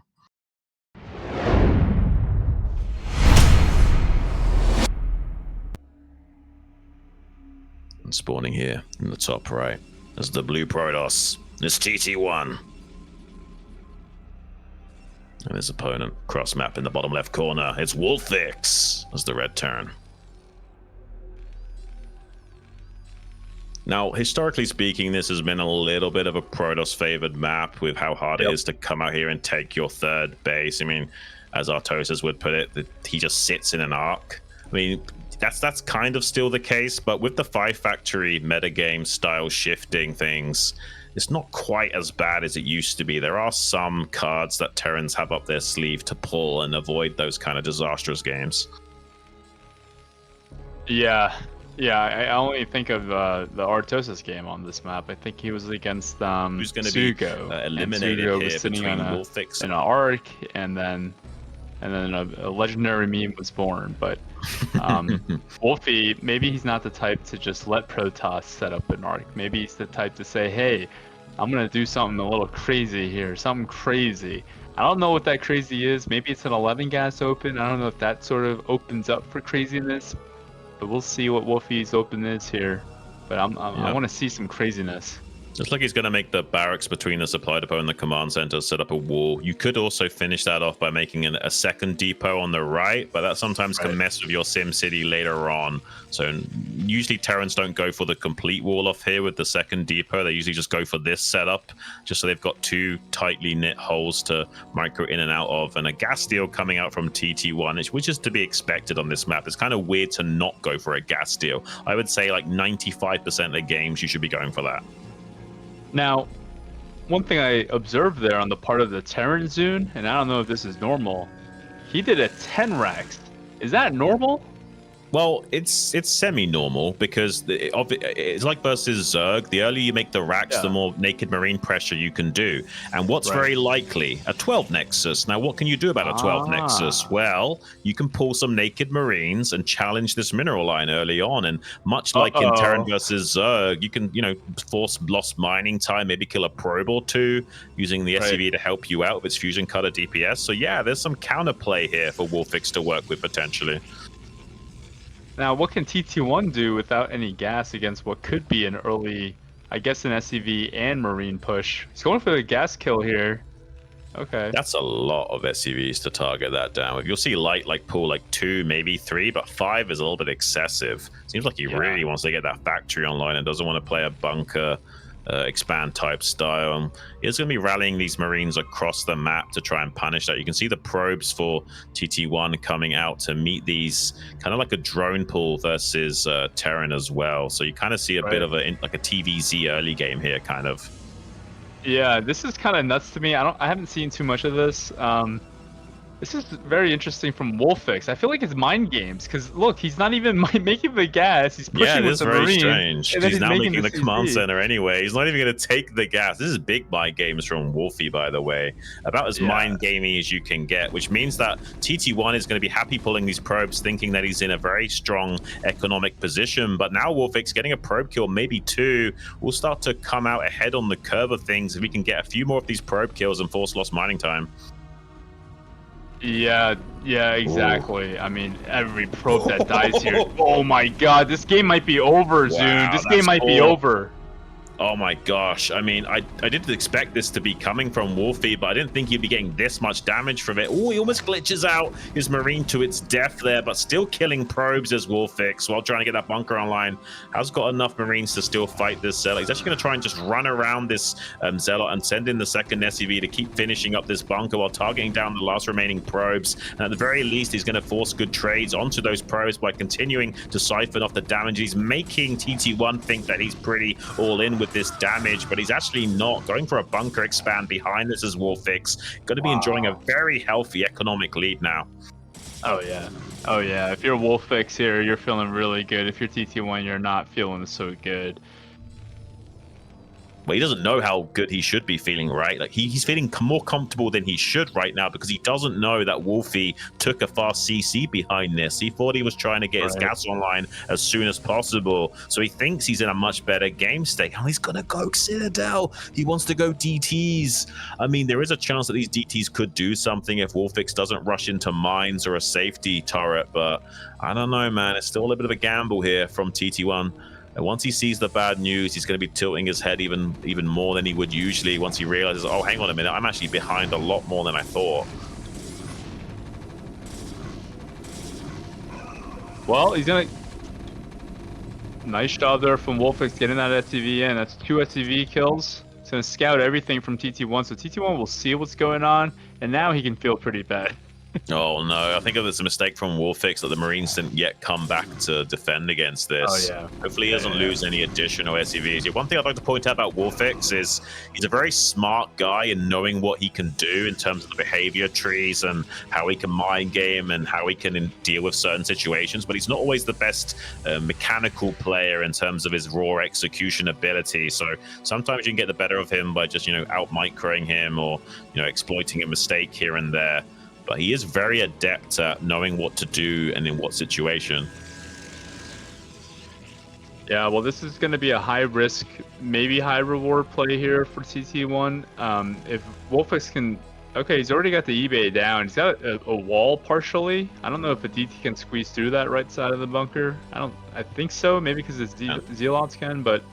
Oh, no, you mean the Dragoons? No, the Dragoons can't get through there. Sorry, I thought you meant the Zealots. My bad. What about the DT? Oh, the DT can, yeah. It's slightly wider, but not by enough. You'll still be able to get the DT in there. Okay. So, Ultra looks like he's set up pretty well. TT1 getting that second gas going. Maybe another... He's making a robo? Yeah, he's making a robo. Yeah, well, he could just DT drop. That's another good play, right? Because if there's only a turret in the natural, you could rotate and just get a shuttle out and drop the DT into the main and try and do some follow-up damage that way. In fact, that's very common at the pro level. You just assume that they're going to be set up well with the turrets in the natural, that they won't do much.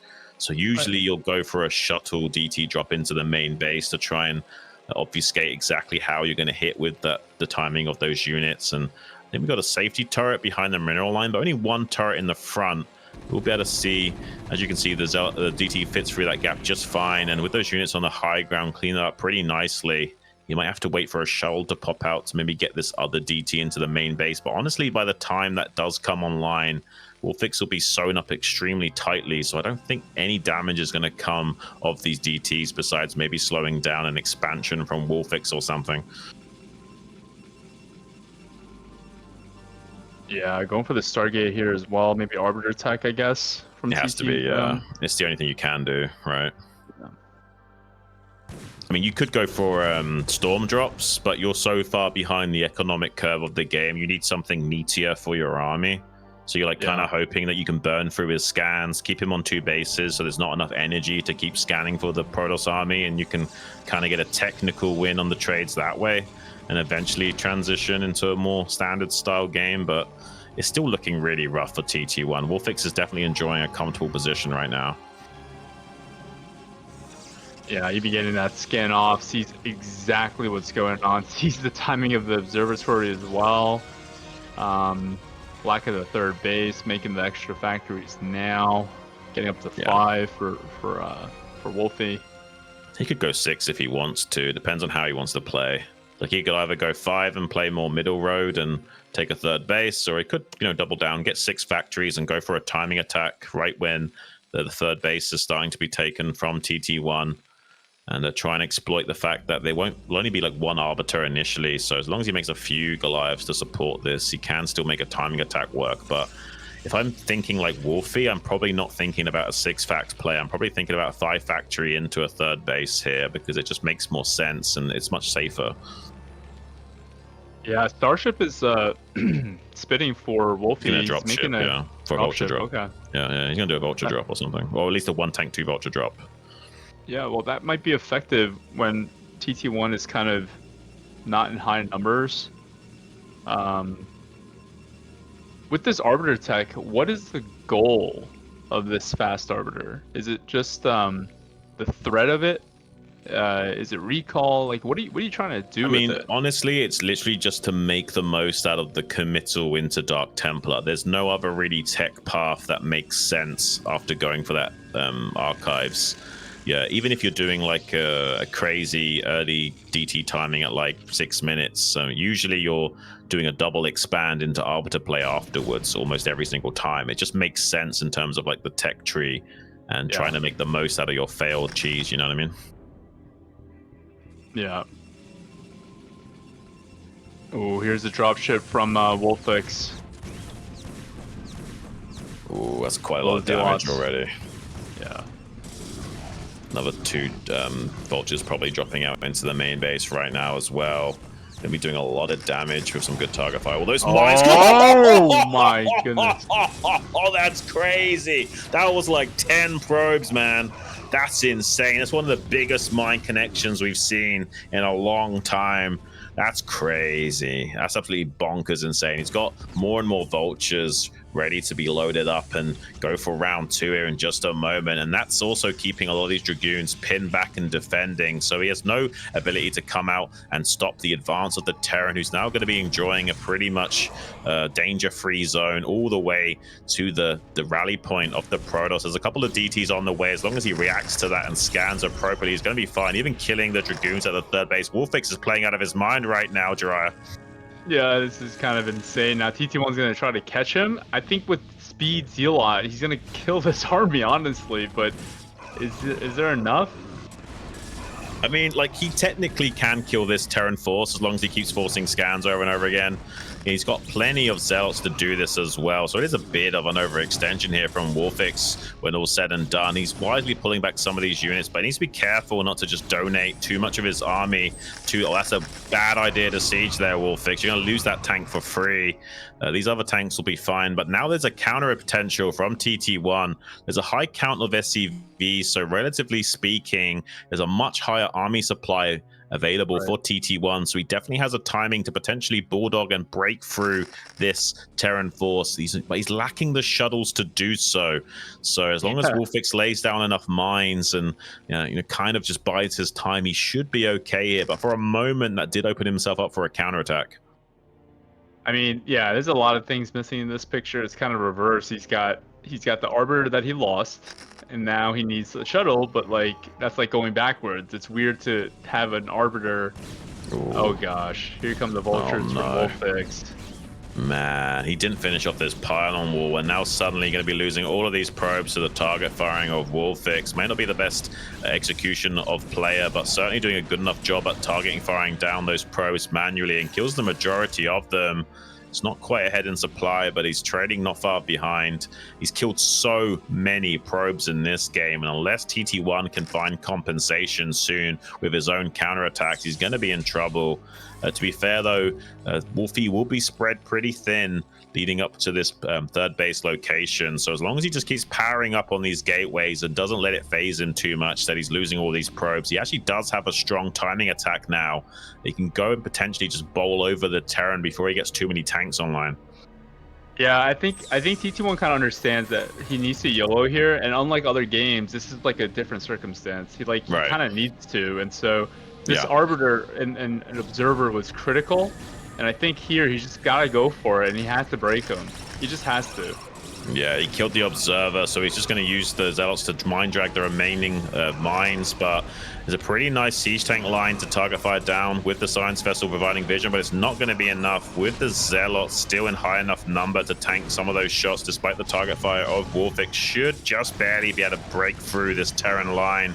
Wolfix will need perfect micro with the remainder of his units to clean up here. There's a few rallied units of TT1 that's just barely breaking through and now can rotate through to this third base. If Wolfix had that tank that's on this high ground defending alongside the rest of the army, he probably would have won that fight just barely, but as it stands, might also still be able to stabilize with it. Has a D-Matrix to put onto that tank as well to protect it. There's the D-Matrix now. With the SCVs working in conjunction with that, might be able to just barely cling on to control of this lane to his third base with these rallied units, but that was really close, Jiraiya. Yeah, really well done there from Wolfix, just hanging on. I mean, I feel like the window is closing here for TT1. He definitely had something there, but Wolfix doing a good job with that defense matrix. He's got like 2 probes on his main gas. I mean, a lot's going on right now, but for all intents and purposes, TT1 is in the hole right now. Yeah, it's really rough. I mean, he needed to do a lot of damage with that push, or at least force a liftoff at the third base and stop the Terran mining for free and all of these bases the way he is. He's lost so many probes in this game. The only thing going for him was his army advantage, and that's been stopped in its tracks. And now Wolfix has like 9 factories worth of production to just power on. It's going to be insane to keep up with that. He's almost got more factories than there are gateways, and that's not a position you want to be in as Terran. Oh, my bad. That's 10 factories, not even 9. That's kind of nuts, man. That's crazy. He's going to struggle to spend all his money with all those factories.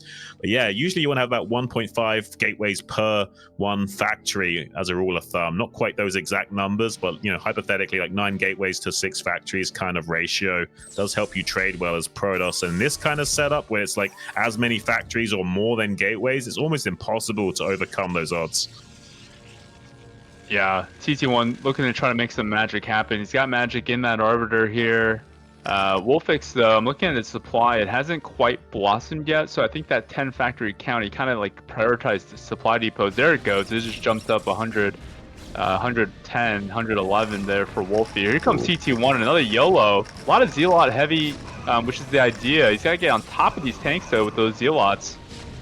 Yeah, there's not quite enough vultures to screen for these tanks, so TT1 enjoying a pretty light composition to have to deal with right now, and so we will trade off the majority of these forces. Look, if only that round of vultures had been there to begin with, he probably would have been really fine in this trade, but as it stands, lost quite a significant amount of those tanks, and even with the spreaded tanks, did manage to find a stasis on 2 of those, so TT1 enjoying some pretty okay trades, but he's still only barely hanging on in this game. Like, killing this army of Wolfix is just, you know, allowing him to continue. He is now double expanding, though. If he can somehow maintain the game state, allow this double expansion to come online and get 5 bases worth to deal with the 3 bases of the Terran, he will eventually be able to outscale Wolfix, but it'll be a long time coming. He just needs to keep trading off tanks over and over again to eventually make that transpire. Yeah, now the supply lead for Wolfix. TT1 doing what he can, though. He's got the 4th base, 5th base. 3 add-on, though, for Wolfix. Yeah. You basically have 1 add-on per gas. You could go for more than that, but you want to keep some extra gas for science vessels and upgrades and what have you. Right. But yeah, making 3 tanks at a time is kind of hard to deal with. But once he gets this 4th and 5th base online, he'll be able to transfer his mined out bases, because the only reason he's not mined out in his main and natural right now is because how many probes actually died. So he's kind of lucking out in that regard. Oh, he loses the Arbiter, tries to thread the needle, but it gets shut down anyway. Unfortunately, the haystack of Wolfix a little bit more complicated than he anticipated, and he gets lost in there. Unfortunate for him, to say the least. And I do think this game is going to start to really slip through TT1's fingers now. Wolfix can take his 4th base, and once these 10 factories actually come online and he's not just, you know, operating on fumes, because there was a lot of times where he had barely any tanks and vultures out on the map despite having such a high count of factories. Now that's not going to be such the case anymore. Wolfix will have a pretty sizable army to deal with. Needs to rotate his army up to this northern flank, though. TT1 not having much to chew through on this 4th base location, but will start to tuck tail and run once he sees how many vultures are streaming up here to reinforce. Yeah, Wolfix playing real patient with it. Love it. I love seeing that from Wolfix. He knows that he has the advantage, and he's just growing, getting more bases, and it's up to TT1 now. He's got a lot of arbiters. He's gonna have to land the perfect arbiters, stasises, and he's gonna have to execute really well with this army. I think he's not going to try to recall at this point. I feel like Wolfix is really secure on every single line. Like, his borders are really strong. Here comes an arbiter, though. Vessel in position. It's got the magic. It's got a lot of magic. He's got a lot of magic, though. Has he got the jazz hands to distract Wolfix while he executes? A little bit of misdirection to be a real magician. Does just stasis that vessel to deny the EMP from coming online. Recall. There is another vessel he could use for an EMP, though. He might just recall. Oh, he's not actually. I thought he was going to recall potentially on that whole tank line, but I don't think he's got enough zealots to do something like that. Bisu has done that before on maps like Citadel. Here comes a big EMP. Does manage to catch those Dragoons and that Arbiter. Really big value for Wolfix. There is going to be no way to attack into this Terran force without losing his army now. Yeah, I thought TT1 was bluffing, but he's not bluffing, guys. Oh man, this is a bad idea. I mean, there's not that many vultures, so he's got that going for him, but these stasis tanks are actually helping out Wolfix right now. The only thing that's really making it likely that TT1 could win this fight is that these vultures are out here by the mineral line, not helping out in that fight until just now. There's a big line connection onto those vultures as well. That might help TT1 out a little bit in this fight. Defense matrix coming online on one of those reinforcing vultures will eventually clean this force of TT1 up, but TT1 definitely did trade a lot better than he should have due to the misposition of some of those units from Terran. Yeah, he's not done. He's still going until those units are on stasis. He's like, hey, I gotta clean this up. But here comes Wolfix with his reinforcement line, and that reinforcement line is real close for Wolfix. And so now these tanks are unsieged. Lifts up the tank. I mean the CC. Really good defense there from Wolfix. Yeah, I mean, he's really exemplifying what I said about him earlier, where his thought process is really high level. It's just his execution that's lacking a little bit. And you can see that personified in this game. He's got cover ops. He's going to go for nukes. Oh, my God. He's going to go for lockdowns at the bare minimum to lock down the Arbiter play. And if he wants to style on TT1, he could eventually make nukes as well. But I think primarily he's just worried about lockdown on these Arbiters and shutting them down rather than having to rely primarily on EMP. Yeah, the gateway count is lacking for TT1. He's making one extra, but he's got to make more. Maybe his probe count is low too. Maybe he didn't quite get it back up to where it needs to be. Yeah. Yeah, just kind of hurting. Definitely not nearly as strong as Wolfix economy, but he does have the supply lead still. Well, Wolfix actually did cut a lot of SCVs this game, I want to point out. Like, Wolfix doesn't have a crazy amount of SCVs. It's, like, pretty average. Like, you see how few SCVs are at the 4th base? Oh, my goodness, yeah. Most of this is army supply. I just want to point that out. Yeah, it's not a high count of SCVs for Wolfie. Yeah, the money is not coming in, dude. Dude, that's a good point out, because those SCVs at the main, they're not mining. Like, that 3rd or 4th base that Wolfix has is really not mining. So that kind of makes me a little worried for him, because it's going to be hard for him. It's going to be like a crawl to get to 200. Yeah, no, it will be. Like, and this is going to be the problem, is that TT1's going to start maxing out, and Wolfie will barely be at, like, 150 supply. And that means that a lot of things can happen. Like, TT1's going to trade off big chunks of army and then remacro up a lot. And it will be 3 bases to like 1.5 at this point with how few SCVs are saturating that 4th base location. I imagine eventually he's going to get that saturated up better. But as it stands, yeah, Wolfix is extremely army heavy. So the supply he does have is very potent. The majority of that is pure army. Just not that many SCVs to back it up and max out quickly. Yeah. Yeah, TT1 probably could get another base. Should he get another base? I feel like his economy is pretty decent. It's good enough, but I mean, he can take this other pocket in the bottom right. The main thing is just not letting Terran take top left for free and keeping him spread thin to do so. So you're threatening attacks on 2 different fronts. So he has to keep some of his units pinned down. It's kind of like in chess where you force them to spread their defenders. So they can't just like go on a crazy attack path where every single one of their units is helping out. Right. Yeah. Like like ideally in retrospect, what he should have done there is like do this movement and then recall 9. Yeah, potentially. Right. Something like that, or recall the main base and then go for an attack, something along those lines. Yeah. There's a lot of 1-2 punches in StarCraft. It's rarely good just to go for straight head-on collisions unless you're in a favorable position in terms of upgrades and army supply. Usually you want to do a little bit of misdirection alongside it. Right.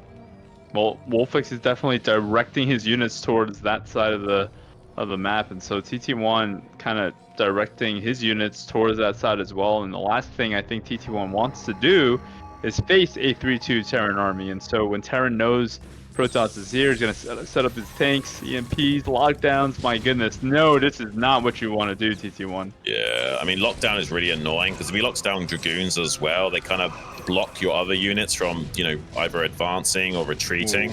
That's a big stasis on 2 of those vessels. Only 1 more remaining for a valuable EMP. He's going to go for that now, but get stasis in the process. Might want to just sit back and siege up and wait for the stasis to run out. But that's going to give some time for TT1 to come in with some more units from the rally point. That's a lot of Zealots starting to stream in. Is there enough vultures to screen against this? I don't know. Lockdown comes on top of that Arbiter, though. Stops any further stasis from coming online. But that is a lot of meat on the bone for Wolfix to chew through. And he is advancing in quick fashion and smashing through this. Now the mines as well. TT1 has done it and broken through the Terran line pretty efficiently. This is going to be really problematic for Wolfix to stabilize of how little money he's got coming in. He is getting his base online in the top left, but there's not a high count of SCVs like we were talking about to quickly remax, whereas TT1 has got a lot of probes mining, has got a lot of bases, and will be enjoying much healthier economy to keep smashing out big armies.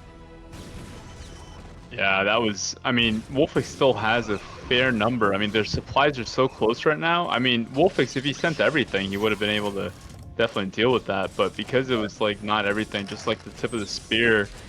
Now, here comes Wolfix with this piecemeal, more makeshift kind of army count, but he's got the vessel with it, and he's got the ghost, so maybe he can just reinforce this position, and this position. Oh, look at that EMP from Wolfix. That was huge. Believe it or not, Wolfix should actually be aggressive right now. It might sound a little bit crazy, but Wolfix actually needs to attack this base that's opposite him. Once he actually pushes up and kills that base, he'll then be able to lock out TT1 from attacking the top left as well, so he can resecure that. And by taking away this base from TT1, he'll even out the scale of power a little bit more and give himself a winning condition by splitting the map vertically in that sense. But he needs to knock out this base here. That's this natural fourth from TT1 to make that win condition a reality. He's going to be remaking his command center to float up to that top left pocket, but he really does need to make progress in pushing TT1 on this angle. Yeah, I want to see the factories almost rally to this point. That's how much of a priority I think he should make it as well. More units though coming up, but this is kind of a nice position for Wolfix. This is like free tank shots. Even from the low ground, he's able to hit these units. Yeah, 3-2 upgrades as well. It's certainly free real estate for him to start to enjoy. He is encroaching on top of this base, exactly what Wolfix needs to do in this game. Has mines covering his flank as well. Looks like TT1 now going to be avoiding the head-on collision and go for a circumnavigation down the center lanes to try and do some counterattacks. Wolfix scans and identifies that, so he's going to start turning around with at least half of his army to make its way downtown to try and deal with that force. Plenty of mines to soak up the majority of these Zealots here to weaken this army. If he can get the majority of those forces down to reinforce this and stop this attack in its tracks while knocking out that base at 12 o'clock, Wolfix will be feeling pretty comfortable about this, but he's still got to squash this army that might be able to get on top of his factory production if he's not careful.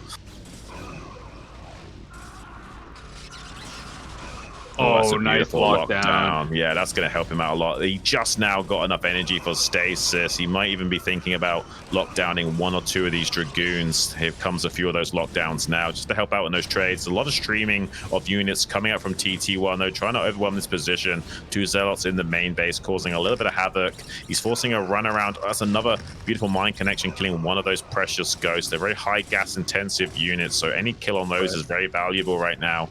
He did lose that base, though, at 12 o'clock, so Wolfix has a win condition now that he can take top left and deny this base at 12 from being taken, but still TT1 slightly in the driver's seat with this attack. He's doing a good job at killing off some of the critical gas units of Wolfix, and now he's containing him in the main base, so maybe he can get up to the natural third as well and be annoying there. Yeah, Wolfix needs to be careful. I mean, he's starting to stabilize a bit here, but he needs to, like, he's not siege moding, and his supply is like dangerously low, and his economy, again, like his SCV count's not that high, and so even though oh my god, I almost called him Artosis. Even though TT1 even though TT1 is CC is lifted. Wait, what? Why did he leave? Why did he leave? That's a crazy GG timing from me. I have no idea why Wolfix is leaving that game. Like, he's not in a bad spot at all. Like, he's certainly not favored to win the game necessarily, but that's like a 6-4 kind of game state balance. Like, that's like, yeah, like a 40%-ish chance for him to still win this. He's got upgrade advantage. He's got positional advantage in some ways. The only thing he's worried about is these bottom 2 right bases that TT1 has got, but he's got compensation of that by knocking out the 12 o'clock, and you can then stay aggressive on that top hemisphere of the map and lock out TT1 from taking that while also securing the top left for himself. That would have stabilized the things, but I mean, this fight's pretty good for TT1. He's killing a lot of the meat of Wolfix here. A lot of tanks and ghosts do go down, but eventually he does clear up the majority of these forces, and relatively speaking, he's not that far behind when all the dust has settled. So maybe he's just frustrated that the position is a bit flimsy. He did lose a lot of army to this force, and maybe he thought that there was a much stronger, powerful economy behind TT1, but I don't think there's even that many probes mining at the bottom right base. Only one of those bases is super saturated right now. So yeah, I don't really understand. Like, I think Wolfix was in a bit of a okay spot here. This wasn't super terrible for him. Like, he's still in a bad position technically, but not really. I mean, eventually he might be able to stabilize.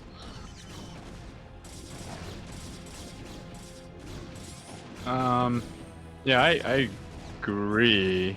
Because he made that CC. He's got another CC, and he doesn't lose that one. Yeah, he EMPs that ARB up there as well, so these tanks stay alive on this northern flank.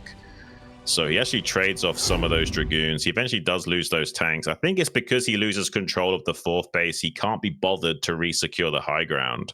He doesn't want to fight up to... He probably feels frustrated that he has to fight to take his 4th base back and doesn't feel super comfortable about it, because it would be a bit of a tough fight. But I don't think it's that bad of a position for him. Like, I'm not sure about the GG timing. It was close regardless. It was really close. Yeah. Yeah. It was a good game. It's a shame we couldn't go the distance there. I thought that was going to drag on. I thought that game was going to be down to the last mining base almost. Yeah, it was certainly looking like that. Really fighting tooth and nail there for TT1, starting with the DT tank and then getting the Arbiter and then losing the Arbiter right away. Like, he didn't even cast any spells before that Arbiter died, and so it was looking real tough for TT1. But yeah, he climbed back, took those bottom bases, and just was relentless with his attacks. So hats off to TT1 for taking that one. I think Wolfix just tilted a little bit and got frustrated with not being able to execute the task switching needed to fight on all of those fronts, and just couldn't be asked with, dealing with it at that point. Maybe just a little bit too frustrated to get his head together and concentrate on what needs to be done. Yeah. Yep. Which is understandable. I mean, TT1 was pulling him apart and in full ape mode at that point and making it difficult for him to get his forts gathered. Right, yeah. Yeah, that's when it felt like things started to break down for Wolfix.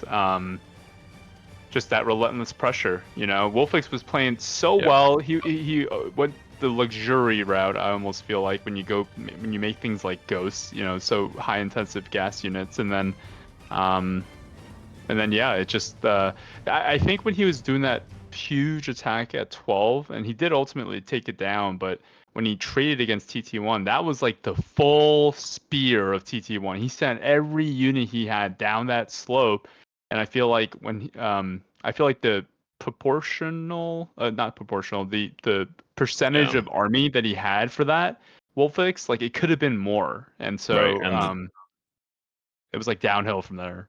Yeah, and the replay that we just saw was not representative of the exact game state, because the last minute or so of that replay was bugged out and the fight looked better for TT1 than it actually was. Like, Wolfix was holding the line better than that replay showed. Oh, okay. That makes sense. Yeah, it was a different... The live game was broken, right? The live game was broken. Crazy. Oh, I see what you're saying. My bad. Yeah. They have 2 observers to switch over in case of a bug. Yeah, you're right. Yeah, because you were live when we saw Wolfix lifting his command center. We were like, why would he lift his command center? And then we watched the replay, and like that, it was a dead base, and so TT1 broke it. So I think the end looked like the reality of the end made more sense for Wolfix's GG timing, but maybe before that he was holding on a little bit more. But it was tight either way. It was really tight. Yeah, I'm a little bit sleep deprived, guys, so I maybe didn't exactly identify what was going on there, but it looked like we did have some bugged observer issues. It is what it is. We only got 1 observer to work with here at BSL. We don't have the luxurious 2 observers that ASL have. Right.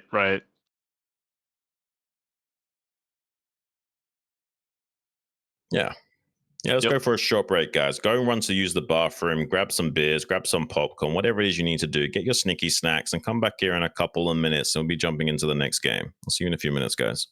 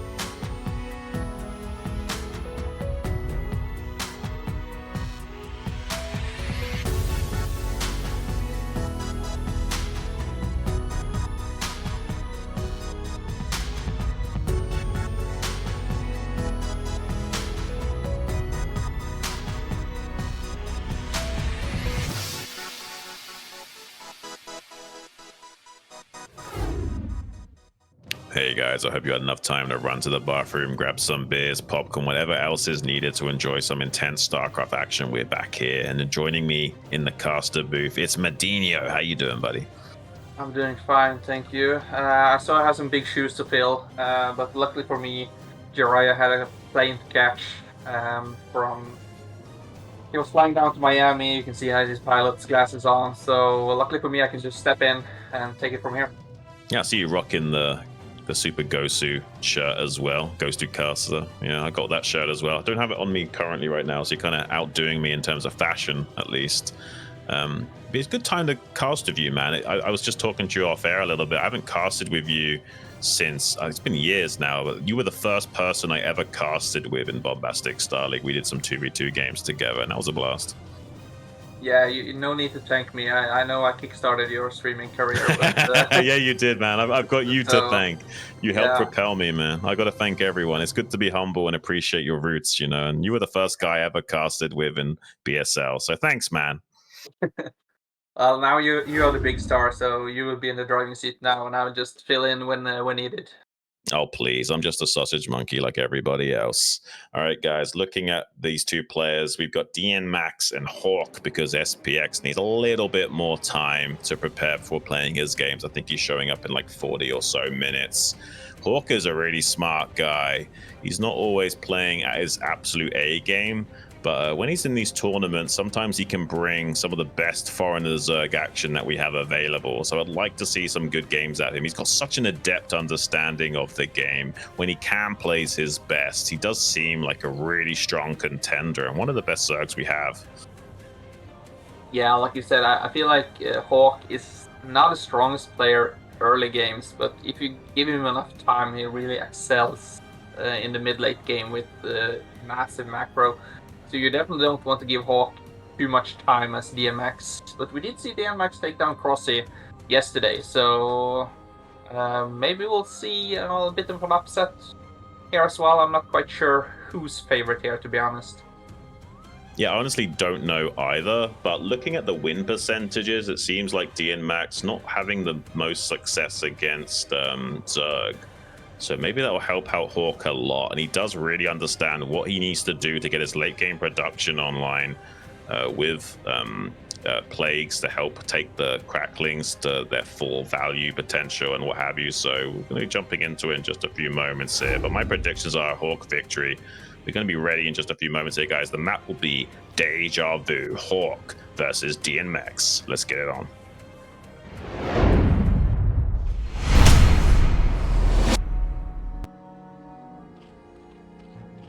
And we got spawning in the top left as the red Zerg. It's Hawk.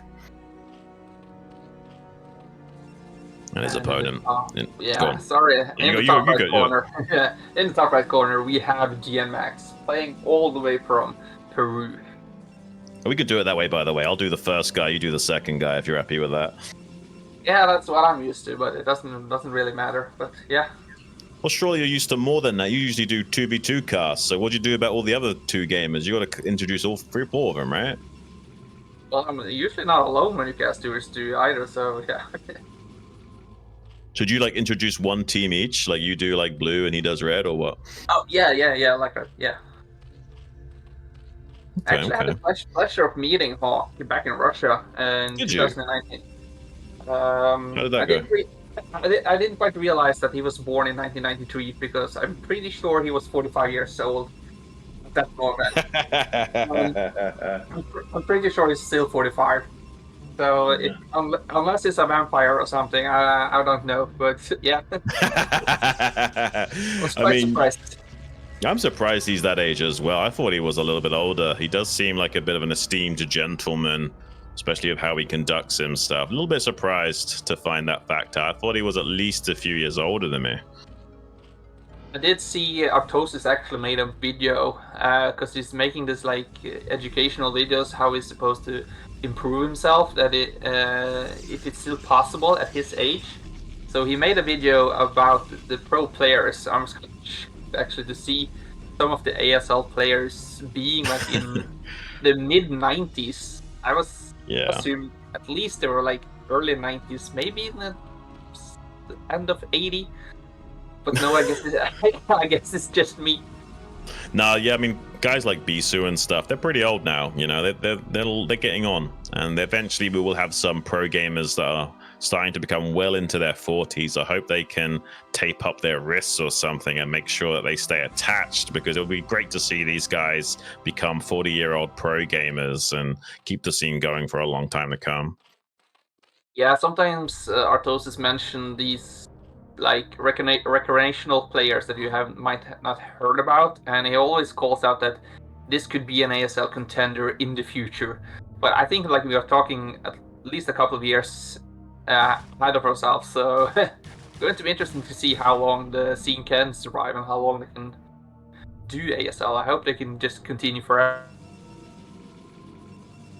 Yeah. At least we need one ASL where Flash he's just having his wrist surgery now, so I hope he will be able to join us at the end of August for the start of the next ASL. That would be fantastic. Soma's back, as well as Efforts. There's a lot of great players potentially returning to the scene.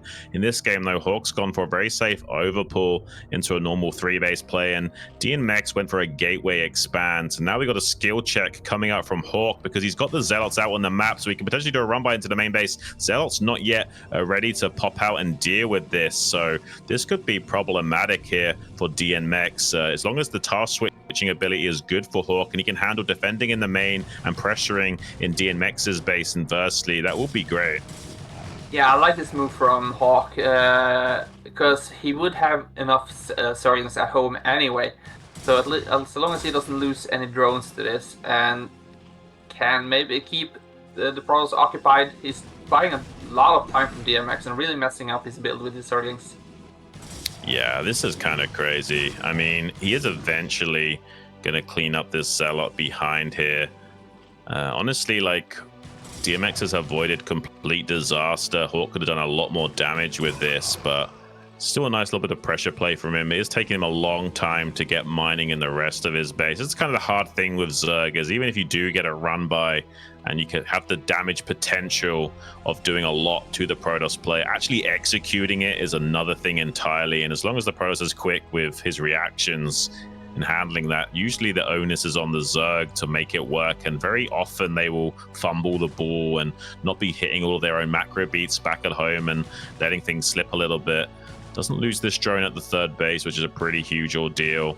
So avoiding disaster currently is Hawk. He's just barely got enough Zerglings out to avoid too much economic damage. When all said and done, this is very Hawk favorite with how many workers have been harassed, and the disruption of the mining time in the main base is the main thing here. Forcing the probes to come off the line for that long is a pretty big deal. Micro here from Dienmax, and for every Zergling that's being made, that's a less drone popping out for Hawk, but you can see Hawk realized that he has the right number of Zerglings. He sees when another clump of cells are moving out. So, yeah, speed is, well, stop gas, but I don't think you can go Zergling flood behind this, can you? Because the forge is done. So, if Dienmax recognizes this, he can just wall back up and be in a good position, but he needs to be careful. Oh, I mean, he's doing a good job of keeping these zealots tightly together as well. Sometimes the Zerg, you'll track these and try and wait for an opportunity to pounce and go for a surround like that, but really good shuffling of those zealots from Dienmax avoids that surround from being too effective. Finally, we got speed upgrade for Hawk to keep making the most of potentially going for a run-by attack as well as threatening a surround on those zealots. And he hasn't yet got this zealot finished up. He might get these Zerglings in if he was to pull the trigger on going in there now. He isn't actually going to go for that. He's more worried about this 3 zealot hit squad that could be making its way into his third base location. He's struggling to identify exactly where those zealots are, and it's very close to his drone line now, so he might be able to get in there and do some damage if he wanted to, but he's choosing not to. He's choosing to run back out on with the map with these zealots and actually avoiding a chance to do a lot of economic damage to Hawk. He's meeting these Zerglings head on at this ramp location, avoiding a complete surround, but this does favor Hawk because he's not lost any mining time and will still be cleaning up these zealots without taking any damage to that drone line. Yeah, we can see behind this, Hawk is producing a lot of drones. I think maybe as Dienmax, I felt like both players were kind of undecisive what to do. Like, if Hawk just pulled the trigger, he could have jumped on top of those cannons and caused massive damage to Dienmax. And also with Dienmax not opting to go for the drones, he has not done any economical damage. And we can see Hawk is already up to 29 drones. Yeah, and interestingly enough, Dienmax getting armor before weapons here. So if Hawk can identify that and see that he never got a +1 weapons upgrade, he will be able to stay on Speedlings for quite some time to deal with the Zealot threats of Dienmax. Kind of an unorthodox style to get armor first. Usually you go for the +1 weapons and then commit into +2 armor after you've got at least the ability to two-shot these Zerglings. But as it stands, it looks like he's going for a bit of an unorthodox style. It will help him out against the Hydras, it has to be said. The armor's really good against Hydras, but not so good against these Speedlings. So if Hawk identifies that it's armor instead of weapons, then maybe he can like flood more Speedlings and go Hydraling against this and get some more efficient trades. Yeah, kind of weird decision to go for the +1 armor because it kind of leaves out your +1 timing, like you mentioned, and then you pretty much you don't have any attack window. You will have to wait for your +1 because the cells will take too long to kill even the zealots, and you can see now it takes 3 shots to kill the Zerglings. Yeah. It's really good against pure Hydra because it makes the Zealots more tanky. But if there's Zerglings in the equation, you're in trouble because the Zerglings are going to be getting way more value than usual. They'll be surviving for 50% longer and as a result doing 50% more damage. And that starts to compound a lot in terms of value and become a big problem for the Protoss player. So if Hawk identifies that there's no +1 and knows that he can get a bit of a Hydraling going, he's going to be enjoying some pretty valuable trades against Dienmax going into this mid game.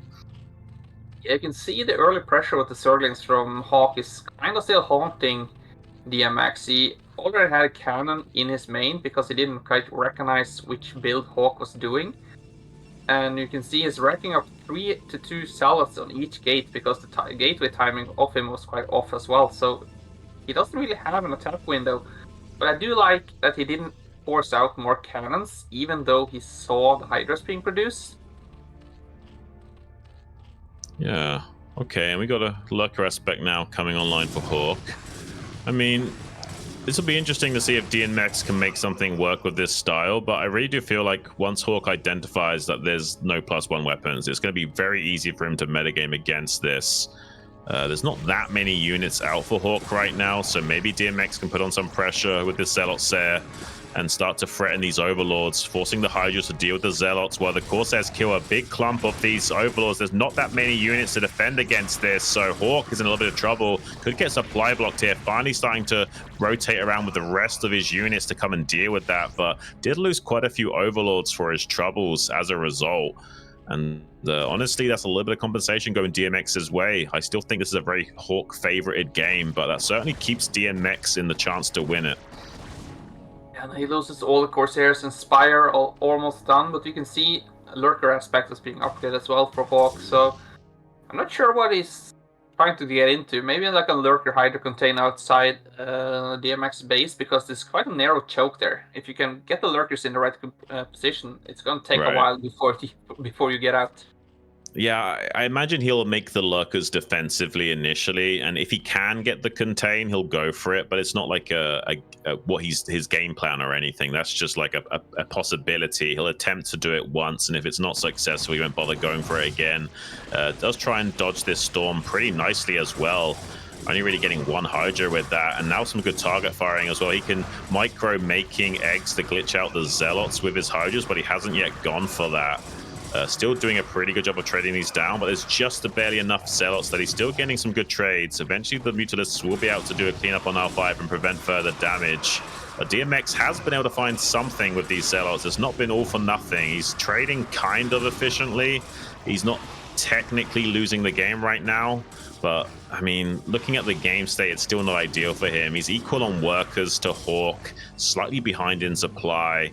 It's not really going his way, and I think this has all started to spiral out of control from not getting that +1 weapons, trading inefficiently initially, and now he's going to be kind of just sitting back trying to defend against Hawk, who's going to enjoy a bit of an economic lead in this game, when really it should be the other way around. It should be the Protoss player stopping the Zerg ever getting a 4th base online, and now it's going to be a bit of role reversal. Hawk being able to contain the Protoss and stopping him from being able to do too much in this game. Oh, the Muta's getting on top of this probe transfer as well, Medino. Great catch here by Hawk. I don't think he realized there was a 3rd base behind it. He stole his own probes. Yeah. It's kind of crazy, man. Yeah, that's going to be so. We don't have an. Yeah, we actually have a Robotniks, but the observatory is not started yet. Oh. He doesn't know about the DT. Can we have a rain DT here? He needs to, man. He needs some kind of crazy, invisible man comeback potential. There's only Hydras just now popping, though, so he would be able to push back this DT, luckily. Imagine if there was no units popping out. Maybe he could have done a lot there, but unfortunately, Hydra's in the nick of time going to be saving him. Now Hawk can drive a wedge between this natural expansion and the 3rd base, and eventually do a checkmate move on picking that off. For the time being, though, we'll be focusing between. Yeah, it's a lot. It's a lot of Hydras, man, and there's not a load of Storm as well. He's going to try and swing in here and maybe kill these High Templars and do some storm dodging on top of these cannons. Great flank from Hawk, picking these cannons off from both sides. We'll be able to get the kill on that, and now DMX is kind of relegated to go for a counterattack himself, and I don't think there's enough in the engine for him to be successful. I think Hawk has got this in the bag now. Yeah, I was quite surprised in an initial attack from DMX, because he did surprisingly a lot of damage with the +1 armor to the Hydras, because like you mentioned, it takes a while for the Hydras to kill the Zealots, but we saw DMX do this as well against Crossy yesterday, where he moved out the tiny forces. He kind of didn't gain his army and didn't have enough storms, but he did manage to take down Cross. But Hawk is in such a great position right now. Yeah, he's going to be enjoying going into his forte, which is that mid to late game transition, macroing on all cylinders. As soon as he gets like 9 hatcheries online with Hive transition, you better beware. He's going to absolutely eviscerate you with his macro potential. Even going to be isolating this army into the 6 o'clock position and sandwiching it from both sides. DMX is in absolute disarray right now, struggling to even trade efficiently with his units. It's kind of what S-rank players do best. They just don't bleed as many units and they trade more efficiently while executing the build orders to their best of their ability, whereas someone like a B rank or an A rank player, they kind of know the build orders, but they're not the best at executing them, and they don't know how to trade well, and they let units get bled off too much, whereas Hawk has such a powerful army because he's never wasted any units, really. Yeah, like I mentioned, Hawk has such a great macro. You can see he's nearly double in supply of the Cross. But this is best of one, so there's no reason for Dienmax to leave quite yet, even though we can see it's looking quite dire for him. Yeah, Hawk is in such a great position. And I've been listening to this caster that says crossing the T's and dotting the I's a lot. And I know this Yeah, guy. who's that? Yeah, Dienmax is definitely going to punch the entire keyboard and hit the entire alphabet after this. I mean, it seems like he does have to roll his face across the keyboard to actually dot those I's and cross those T's, because he's not going to do it any other way, at least not with any finesse. He's certainly falling by the wayside in this game. Currently half the supply of Hawk. He decides to tap out. GG is called, and a very decisive victory from Hawk, showing his caliber in that game, Adinho. Yeah, you can see that was such a great army there from Hawk, just ready to pull the trigger and go AWOL on the front of DMX. And it kind of reminded me of I've just started watching The Great Berlin Wall with Matt Damon. And I only got halfway in it, and it looked like one of the initial taps of those creatures in that movie for whoever I watched it. But yeah, I don't think I've seen that movie, but I'll take your word for it. Wait, which movie is that with Matt Damon? Say it again. Berlin Wall, did you say? The Great Berlin Wall or something. The Great Berlin Wall. Or you can just watch Starship Troopers. It's pretty much the same. Oh, Starship Troopers, I know. That's a great film. Yeah, it's pretty much the same with the Zergling attacking the bunkers. So, yeah. Yeah. All right, guys. Well, we're going to be jumping into the next game. It's going to be Conan versus Hawk on Radeon. Let's get it on. Or Polestar, maybe, sorry.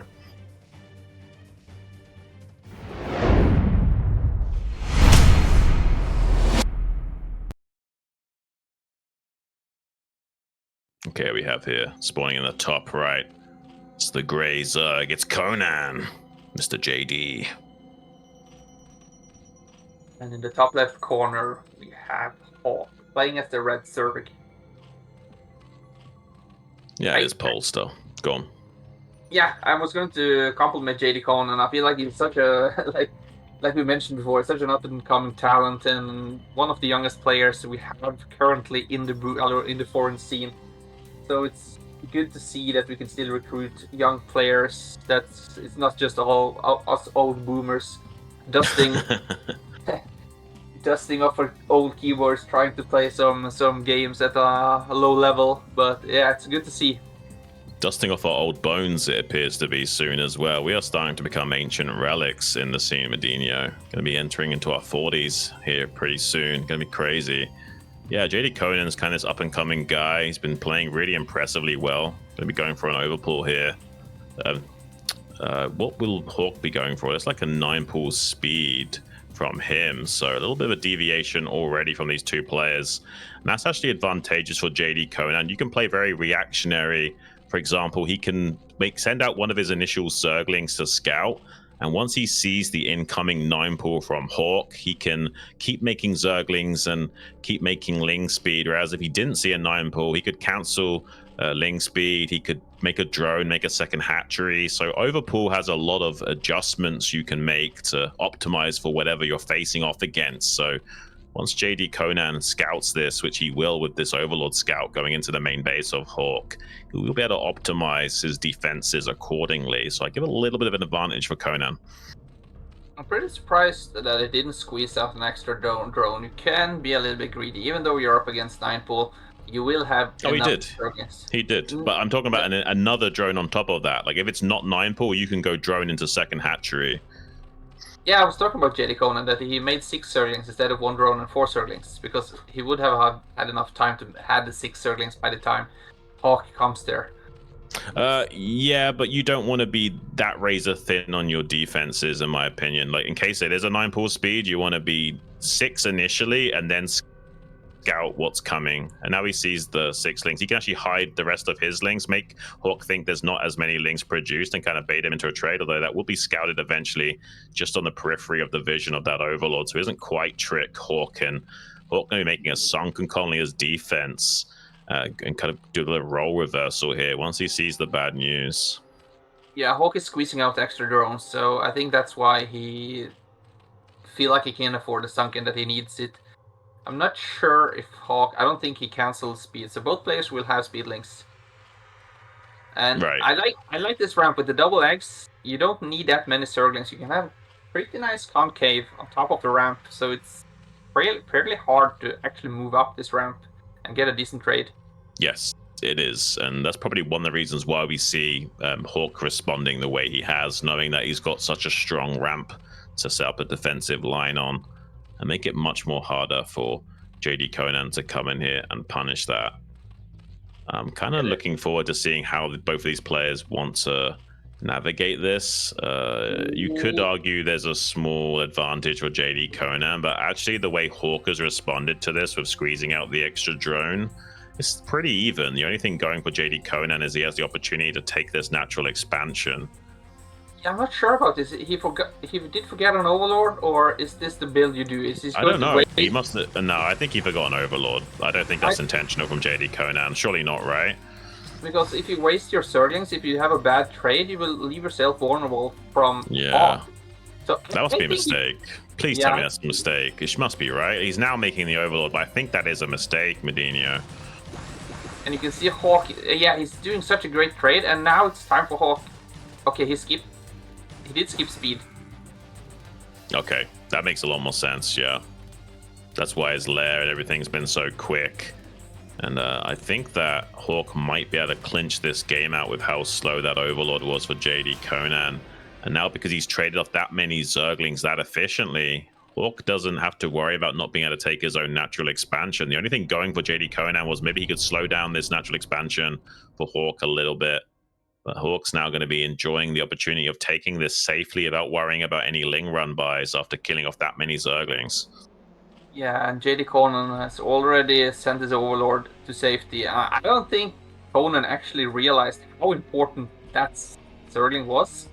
And Hawk just went for it. He could have done a lot of damage, but I don't think he can do that much damage with just 3 non-speed Zerglings. So this definitely bought JDConan the time he needs, and now he has on 2 hatchery and defender's advantage. So I think he recognizes that he is in a decent position, that he just doesn't have to be too aggressive right now.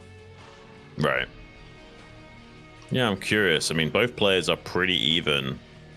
There is a pair of Scourge that's made for Conan. Assuming perfect micro from Hawk, that is Hawk favored, but that's not necessarily going to be the case. It's hard to execute your patrol micro perfectly, and he's out killing this Overlord, so there's a window for JDConan to go into the main base and potentially punish some of these drones, as well as maybe catching one of the mutas that come out of the egg on top of it.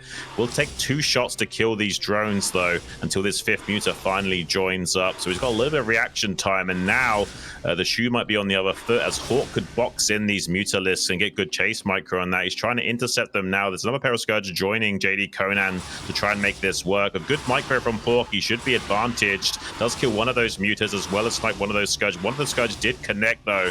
So Hawk with good micro clearing up the last pair of Scourge will be able to take this down. Does manage to kill that. Now it's a 4-on-3 battle. It should be cleared up easily. Yes. Oh. What's going on there? Zergling's just having a nice time. They're at a party, okay? Yeah, well, I was looking at the minimap and I saw he moved across the map with the Zerglings. I was looking at the drone count of JDConan, and none of them were falling. So I was like, how did they kill up the Zerglings? But they just trapped them. Yeah, he just bugged them into the hatchery by morphing eggs while they're at the bottom, and they went for a little jungle gym exhibition and started climbing all over that hatchery. Nice interception from Hawk, killing these Scourge is a pretty big nail in the coffin of JDConan. I mean, both players are taking their expansions right now, but Hawk has the Mutalisk advantage and the overall gas advantage of how many Scourge have been made. He wants to find one connection. He does manage to find that. That Mutalisk will now be easily sniped later on, but there's not that much punching power in the air fleet of JDConan. Just a single Mutalisk with 2 on the way. He's primarily relying on Scourge to keep Hawk back, but as I've said a few times now, with good Mutalisk micro, it usually favors the guy not making Scourge in these situations. JDConan was slightly supply blocked as well, because when he attacked with the mutas, Hawk managed to pick up one of the Overlords. And I like how smartly Hawk plays behind this, that he's not being too aggressive. He recognized that he won the air battle and is droning out behind this and getting a decent economy. So yeah, I like Yeah. Hawk's position in this game.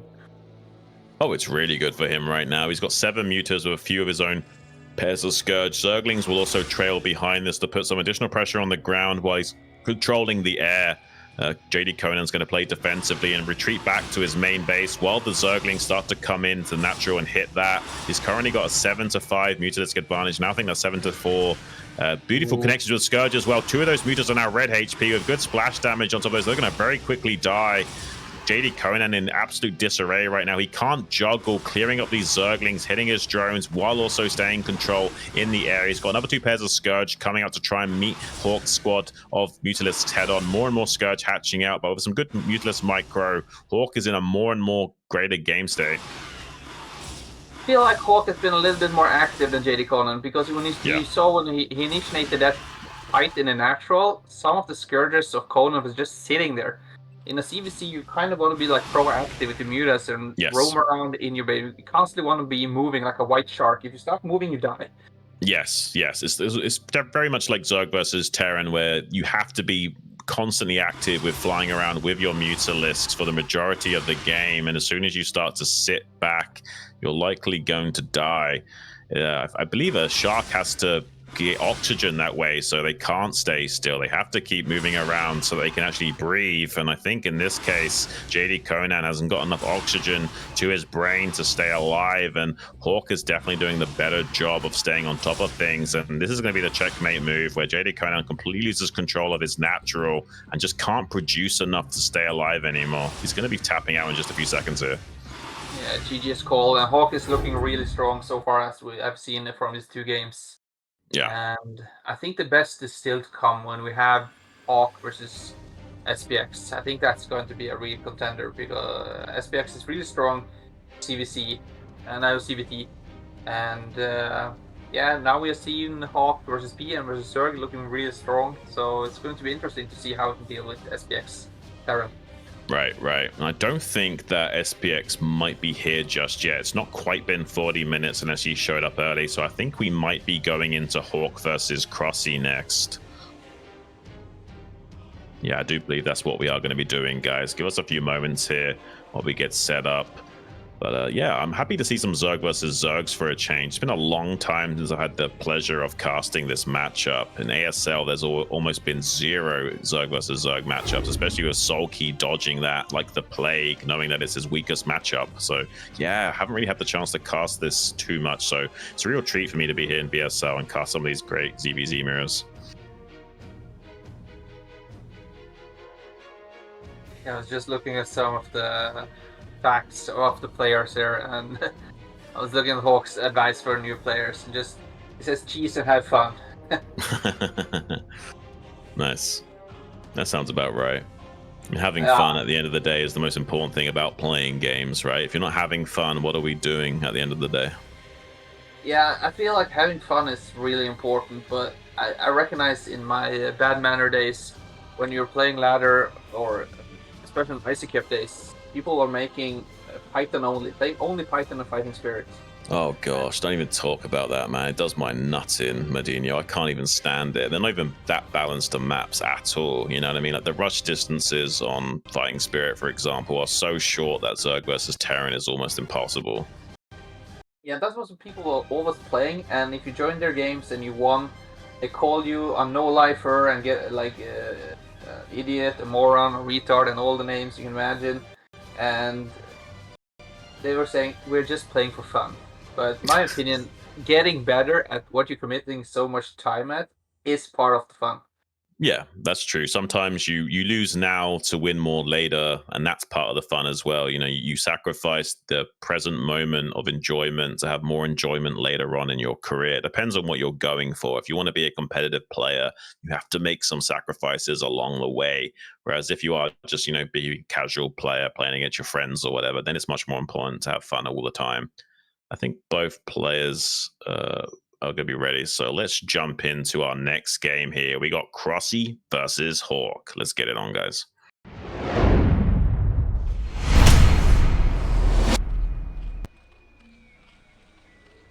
Spawning in the top left as the white Zerg.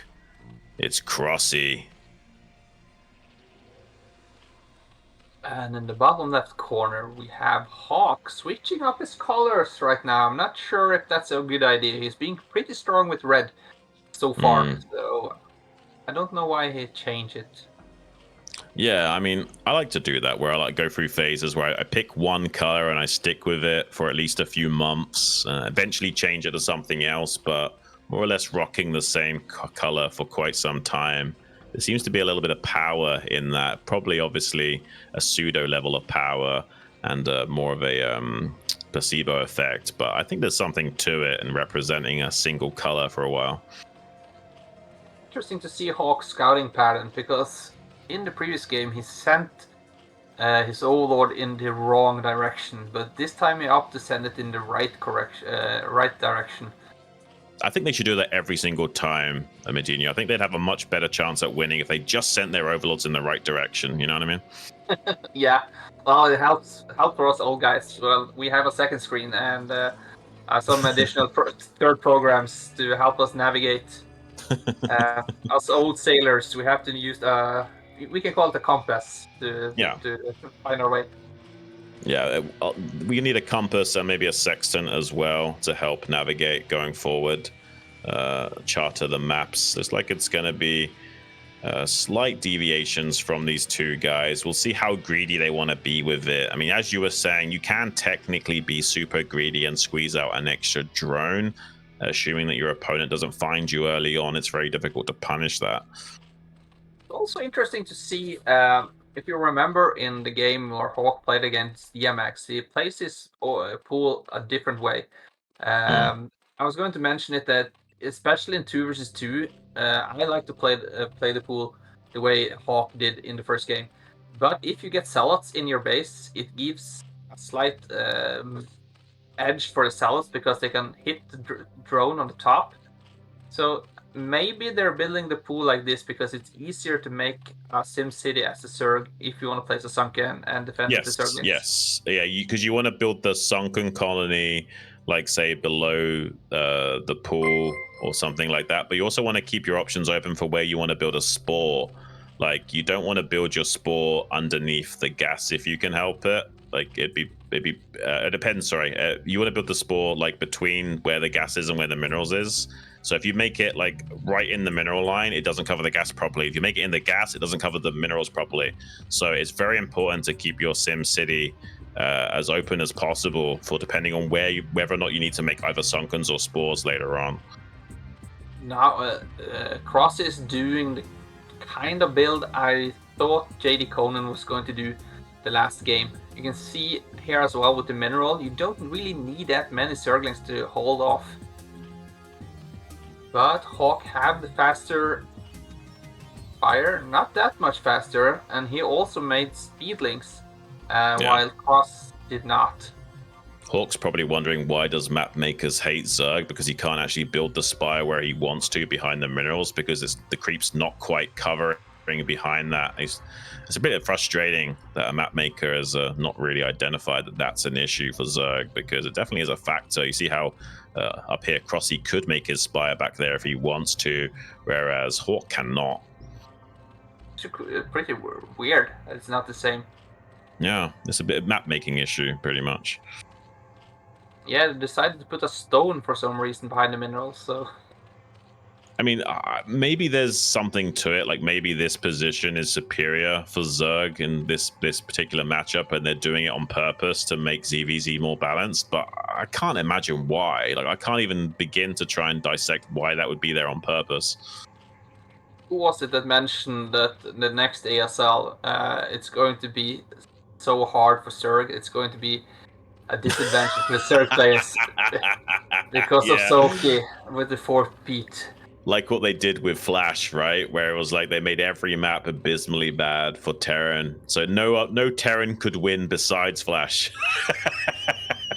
Yeah, I think it was Artosis that mentioned it in their stream. I was watching that as well earlier from the previous cast. Yeah, but to be honest with you, I mean, Sulky's win was not exactly as dominant in this season as it has been others. I mean, he's not had as easy of a road this ASL. It's been pretty close for him, so I hope they don't go too crazy with the map pool next season. Yeah, let's see what's going on right here. We have Cross with the larva advantage, but I think, yeah, maybe he recognized that he will have some superior mutas for some while, but Hawk will have the defense. He looks like he made a building as well and squeeze out an extra muta or a scourge. I'm not sure. Let's see.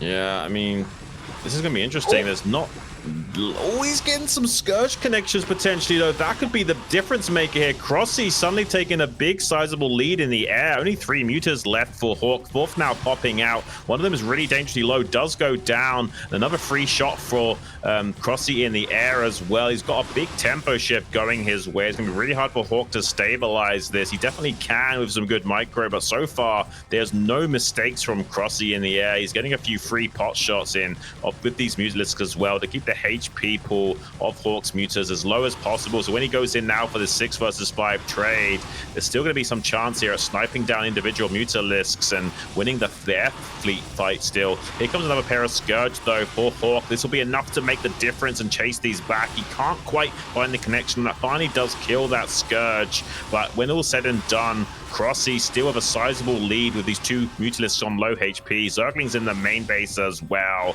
This is a very technical advantage for Crossy, who should be able to win this game from here. Yeah, he got some great connections there with the Scourges, and yeah, he's just going to town in Hawk's base. He killed the hatchery. He has the superior numbers of mutas and Zerglings, so it's not much Hawk can do here. I think Crossy just attacked at the perfect moment. The longer Hawk's base will stay up, he will have the gas advantage. So I think Crossy just hit at the perfect time. Yeah, it seems like that. And there's such a strong advantage now. 4 drones leading, as well as plenty more Mutalisks in the sky. And more Zerglings also to come in and cause a havoc on the ground while also worrying about the Mutalisks suddenly flying in. There's not much hope for Hawk to make this work.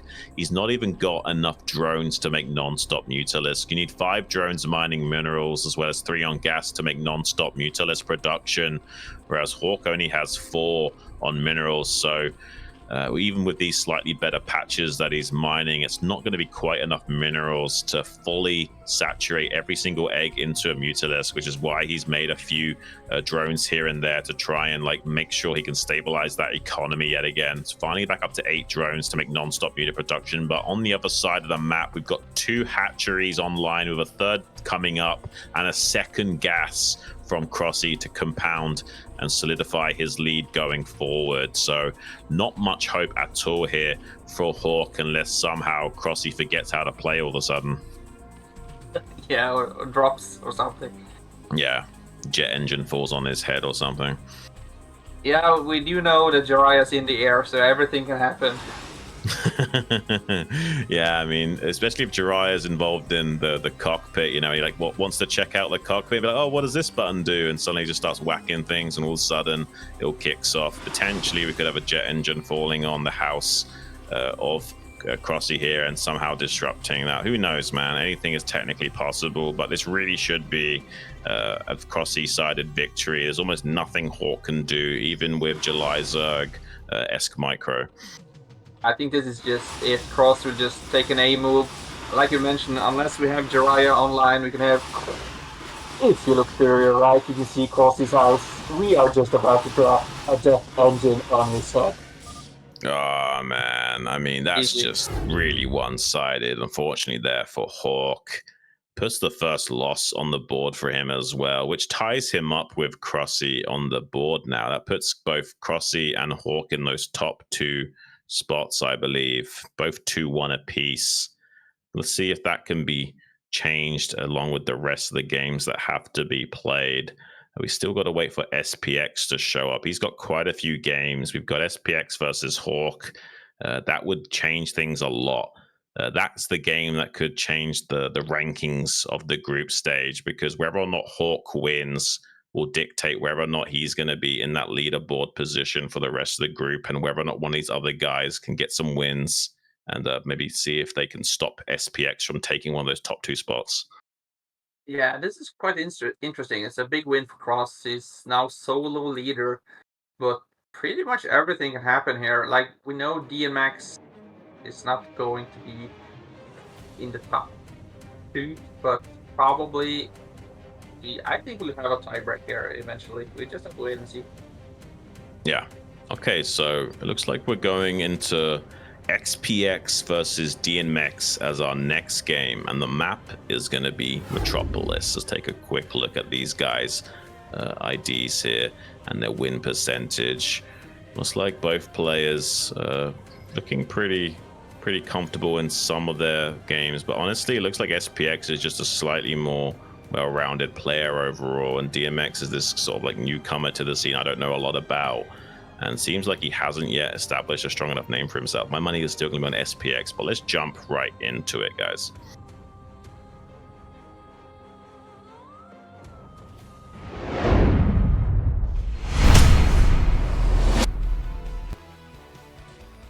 All right, spawning in the top right as the Browns against SPX. And the bottom right corner, spawning at the yellow Protoss, we have Dienmax. I saw SPX fun fact or advice for new players was it's fun to lose. So I'm just gonna give a short shout out to those Python and Fighting Spirit players from back of the days. It's okay to lose as well.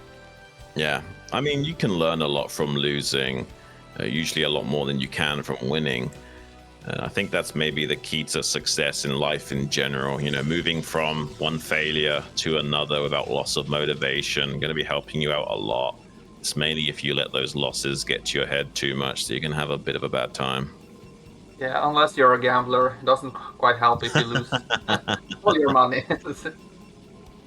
I think the solution to that is just to avoid gambling when you don't have disposable income to do so, you know? I know from experience that losing is not that scary. It's winning that's scary. You mean because you can't control yourself afterwards and you go on to keep gambling and you lose it all? Yeah, you kind of chase the second high. You believe that everything is possible, and you kind of gonna hit another big win. So yeah. I mean, my main experience of gambling is being a grinder on poker, where I only really sat down with like 5% of my bankroll at any given table to kind of like, you know, control the loss potential and not let my emotions get the better of me. But it happens to the best of us. Jax had quite a fast gas here. He was doing really well with this optional mining, so his timing is going to be really fast. And you can see Dienmax scouted in the middle first, and then decided to go top right. And SPX, I hope. Okay. Okay, I'm just gonna take a little bit of his lunch money, and then start to work on this SEV. And yeah, maybe he was scared about like a BBS or an 8 racks in the center here with that scouting pattern. Kind of interesting from Dienmax. Maybe he's had experience in his practice games on just getting BBS'd and annihilated by some of these guys. It's like a pretty normal factory timing there from SPX 229, I believe that was, which is what you should be hitting with a 12 gas. Ooh. Yeah, like you said, he stole his lunch money, so now it's time to go home and collect them. I think DMX is planning for the long run, so we definitely don't want SPX to have an extra 16 minerals. Yeah. A little small moral victory here going forward for Dienmax, and probably looking to redeem himself after that previous game. Had a hard time against Hawk. Maybe he's got a lot more fighting chance in this versus Terran matchup. It is Metropolis though, and the spawns are actually kind of favoring SPX right now because he can expand to this 12 o'clock position.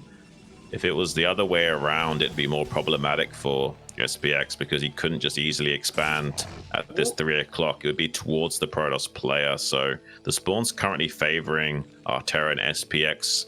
So he's got a little bit of luck on his side as well. Maybe he should be a gambler.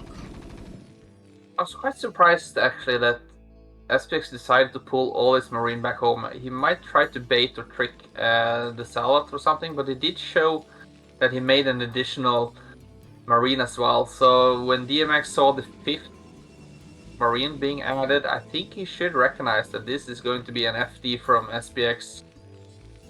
Yeah. It seems like it is. And how strong of an FD is that going to be? Like, is he going to go all the way up to like 6 Marines? Or is he going to make that a more standard FD with just, 4 or 5 and nothing too crazy? You sometimes see Terrans go really deep with their FD push. Yeah, you see this. He's going all the way up to like 7 or so Marines. He's going to really do a nice strong FD push here. And this is very common these days from Terran players. Add a little bit more meat to the bone and make the Protoss player panic a little bit. And these Marines actually have a lot of DPS. They're very good at killing those Dragoons early game. Vultures are good for shaving off the shields of the Protoss units and doing a lot of damage to Zealots, but overall, Marines are going to do way more DPS to those Dragoons. Yeah, he did some initial damage to the armor of the Dragoons, but now Dienmax have range, so I would like to see him being a little bit aggressive with the first 2 Dragoons to try to at least damage these Marines, because with 2 Dragoons you can just use 2 shots for 2 times 2 versus the Marines, but they're not firing. You can see they wanted to. Yeah, he needs to push hold position at the exact perfect moment. He's got a shield battery that has been made to compensate and help him hold the line when it comes down to it. Siege mode is on the way, though, so that shield battery will not save him forever. It will just help make the early calculations go a little bit more his way. He has to start actually attacking these units and killing them. A lot of damage coming onto this Dragoon will fall in short order to the Arc-Light cannons of those 2 siege tanks. Now has to retreat to his shield battery and heal those Dragoons up a little bit, but SPX is already knocking on the door, and in just a few seconds here, siege mode's going to finish. He might even have to pull the probes to deal with this. Other had mines. I wasn't sure if it made mines actually, but because the siege mode was so fast. Yeah, it was very fast. I also saw that at SPX he had the initial shots first as well. The Dragoons were not firing, and this is coming up. That mic connection as well, Medino. That was insanity. If he wanted to attack there, I feel like he should have pulled the probes to help him attack. But as it stands, he now has to evacuate completely. He does have a superior count of workers in this in a sense, but honestly not. Like, eventually the CC would come online and eventually the Terran would maintain his worker lead. So when all said and done, he kind of has to tap out there. Kind of nuts. It seems like a bit of a skill check from SPX. Are you looking behind you wondering where that game went, Medino? I was looking for, I have a t-shirt that says 75 on it. I was looking if it was there. Because definitely that mine, man. That blew up. It did so much damage. Yeah, that was so much damage, man. That was insanity. He needed to pull the probes and engage that without taking any mine hits to have any chance at breaking that contain, I think. Because he knew it was coming as well, but he just couldn't quite prepare himself for it. I think he can always say it was a lag issue and he maybe needs to learn chess or something. But the Dragoons just wasn't firing. Yeah. They had some initial shots to Marines, and I like how dedicated SPX were to the push as well, because I was looking at his money and they were really floating. Somehow the command center back home didn't make, and he was floating 800 to 900 minerals. So Dienmax, all he needed to do was hold and not run into a mine. Yeah, I think he just needed to micro a little bit better with the Dragoons, pull the probes and screen against the army, surround it. And I think he clears that up pretty cost efficiently, avoiding a mine disaster. So it's a shame that he couldn't execute that. Maybe he's having some nerve issues. It is difficult to play your best in these tournament settings, it has to be said. Yeah, strong opener there from SPX, which puts him finally on the board. I'm not sure who he lost against yesterday. You beats me. Oh, against Crossy, apparently. Okay, yeah, so he lost against the Surg, and now he's up against the up-and-coming JDConan. Okay. I would like to see. Wonder why the backstory of JDConan. If it's maybe just a JD fan or something, or it means something different. I don't know. Look at this, playing since 2019. Yeah, he's not been around the scene for very long. I remember just seeing him stream in Discord and just chilling and hanging out and playing lots of ladder games and people watching him and chilling with him and realizing, hang on a minute, this guy's getting pretty good pretty quick. And I saw him jump up hundreds of MMR points in such a short period of time, and he's now enjoying being quite comfortable against some of these better guys. We're going to be jumping right into it though, guys. JDConan versus SPX. Let's get it on.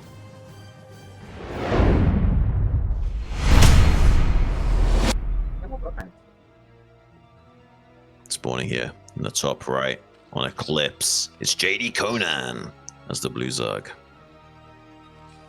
And in the bottom left corner, we have SPX playing as the Red Terran. I like this matchup on this map. So, say that again. What would you say about this map? Yeah, I like this matchup, even though I'm not a big fan okay. of Eclipse. I definitely like T versus T.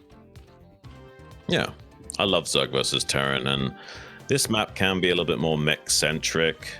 You get some pretty crazy long games where Zergs are making loads of queens and trying to brutaling the tanks and that kind of thing. Sometimes you do see some standard games, but a lot of Terrans like to either do straight up mech or mech switches on maps like Eclipse. I'm not sure what SPX is doing. I was thinking he was doing a 8-rack or something. He made an 8 supply depot. The supply depot was slightly faster, so he actually stopped making SCVs for like a second or two, and that's ideal. It's actually kind of normal. Like a lot of Terrans are doing it this way now, especially with the wall-in and the natural. It looks like they're going to go for 8 racks every time, and it's just going to be a depot for wall-in. It can trick people a lot. Yeah, I was definitely sure. I was going to call it. It looks like we have an 8-rack here, but it's just a normal opener. Yeah, it usually means they want to go for a slightly earlier racks, like a 10 or a 10.5 racks, and have a tiny chance at coming out onto the map with some naked Marines and put some pressure on. There's like, oh, he's so close to killing SCV. One more Hawk Tour, and the SCV is gone. Oh my gosh, that is a crazy early advantage for JDConan. Yeah, he might get a second SCV as well if SPX is not being careful. Let's look at the range. Oh man, this drone might be able to, like, you know, start like his own crypto coin or something and just pull the rug on that and make some money. I mean, he's gonna have a lot of fans already. Definitely, you should have been there and buying drone coins in the early 2025s. Where were you 10 years ago and not buying drone coins? I mean, it wasn't too long ago they were giving out Bitcoins for winning StarCraft tournaments like 20 or so years ago, and some of those guys are now millionaires. Kind of wild to think about that. Once upon a time we were giving out like 20, 30 Bitcoin in tournaments, and now they're worth like over 100k each. Yeah, I know, but they did do that in the Korean scene as well, because the foreigners like 15, 16 years ago, when they were handing out Bitcoins, they never received those Bitcoins. Siki was one of them, and I think I'm not sure. They were Scan won the tournament, and the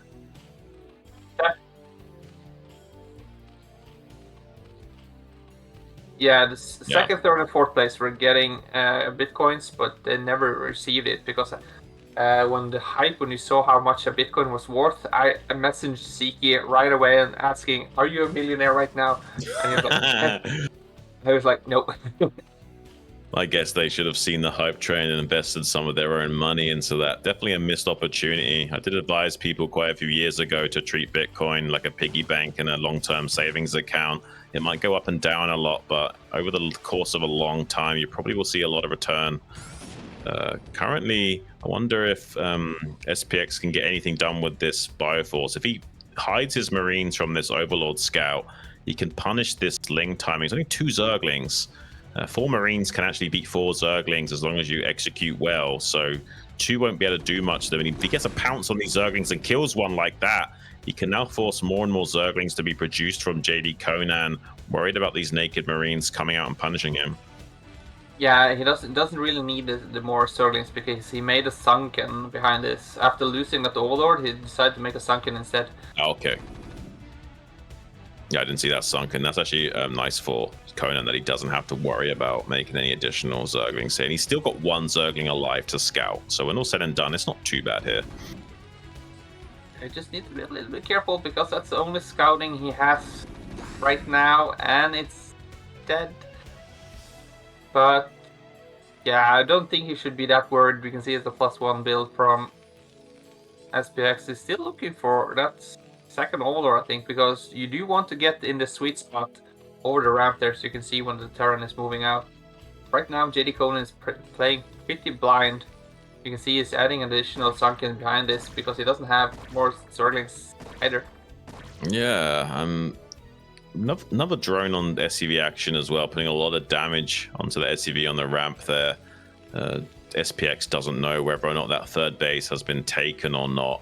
You might assume that it hasn't just because the drone wouldn't be there. He's actually going to try and chase down this SCV. It's kind of hilarious. Just 2 more shots. Come on, give him the hook to it. One more. Oh, he doesn't quite get it. Oh, I don't think he will be giving up that easy. Look how he's sharpening his little bit of teeth. Oh, He's saying, yum, yum, yum, yum, yum, yum, yum, yum, yum. It's so close. Oh, he doesn't get it. It's like watching Pac-Man. You can see the drones going yum, yum, yum, yum, yum, yum, yum, yum. Yeah, pretty much, man. He wants to just gobble that guy up. Yeah, SPX going to be turning into a ghost and getting out of there. We've got a few additional barracks being planted now. A little bit of a light-esque style where he's just going to be sitting back and not actually doing a 5-minute move out. Instead, just going to try and get a fast range upgrade online and eventually come out onto the map a little bit later on. We'll be floating that. Go on. You can see it's moving out with the Marines to hold off the mutas. His turrets in the main were slightly late, but with that move out, he kind of scares JDConan to not kind of dive into the SCV line. And you do want to have 7 mutas, which is the magic number to one-shot the SCVs. Right. Yeah, he kind of needs to go up to like 3 or 4 turrets in this natural expansion from here. Just like JDConan's going to hit so many of those SCVs. He needs to get like 5 or 6 SCVs to enjoy a comfortable transition into the late game, and it seems like he is getting easily that amount. So this is kind of problematic for SPX. He's going to have way less economy than he should have. He's moving out onto his medics are completely split off from his Marines, I think. Yeah. Oh no! Major pathing error. This is like the bane of most Terran players. They can't keep their medics with their army. It's like the 2 girls that showed up at the party decides that the party's lame. They try and go and find another party elsewhere, and it's just a sausage fest that ends in disaster for the rest of the guys remaining. Yeah, 2 Marines, no cup. Oh, painful, man. Look at these 2 medics just absolutely getting eviscerated. They should have been less picky. Yeah, I wanna know what went through their minds. Like you click the Marines one direction and you click the medics the same direction, but no wonder some girls end up in an alley or something. They just have to go their own ways. Yeah. Maybe you should just do a better job of keeping an eye on what they're actually doing in the first place and make sure it never happens. Don't be doing a dive into the main base as well. There's just 1 single turret that he has to keep online in the back as well, but that's going to be baiting all of these SCVs in lovely juicy sniping positions. Almost ahead in worker count is JDConan, currently 23 to 25. Only just barely slightly favoring the Terran player, but that's not where you want to be in this matchup. You want to be way ahead of the Zerg. So this is going to be a little bit uncomfortable the longer this goes on for SPX. If this does continue to transpire, he's got the 3rd base online now, does JDConan. Going to be transferring over a few drones to there soon and getting an even more powerful economy going. Yeah, JDConan doing massive damage to SPX's eco. And you can see that what he's doing that a lot of foreign Zergs are not really doing, he's kind of overstaying his welcome. So he picked up a lot more SCVs than I think a normal foreigner would do. He would think that 2 or 3 turrets would be so scary, I would lose too much. But he stayed and stayed and stayed and really put a toll on SPX's eco. Yeah, he's got like a lot of turrets now in the natural expansion, but he's even on workers, and those turrets are also eating into his economy even more. So the small problem is going to escalate into a larger one the longer this game goes on. JDConan enjoying a very comfortable lead in this game. We'll be powering up into 3 gas. He could go for a 3-hatch all-in Mutalisk play here, but there's no reason not to just transition and play a normal game as well. So we'll be probably just, getting some Hydras out to morph into Lurkers, getting a Hive online, and has no need to even press the issue further. He's done more than enough damage to the macro potential of SPX in this game that he should be able to take it the distance. Yeah, and SPX is also already only on 1 scan as well, because he kind of couldn't afford making the 2nd scan. He had to remake his SCVs. Yeah. Well, so he as well is playing kind of in the dark. Yeah, it is common for Terran players to make 1 scanner at a time initially, so they can keep their SCV production going. But in this case, it was out of necessity, not even just to min-max his build because of how badly things have gone for him. You're basically losing out on producing 2 SCVs every time you do make that scanner, as well as the resources required to making it. And finally now getting his armor upgrade online. So he's got 1-1 on this bio. And he's going to go for a fantasy style push with siege tanks as well as vessels. With this tank push, if he can be successful in defending these tanks, he will eventually potentially chew through the Zergle lines before that Defiler mound is not only online but finished researching consume upgrade. So he's got about a minute now to push out onto the map and make this work. Yeah, SPX is kind of on the clock. He do have a massive army actually, and with these 3 tanks, he can just one-shot the lurkers as well with the target fire. And then Irradiate coming online, so as long as the medics can keep up with the Marines, this could be it.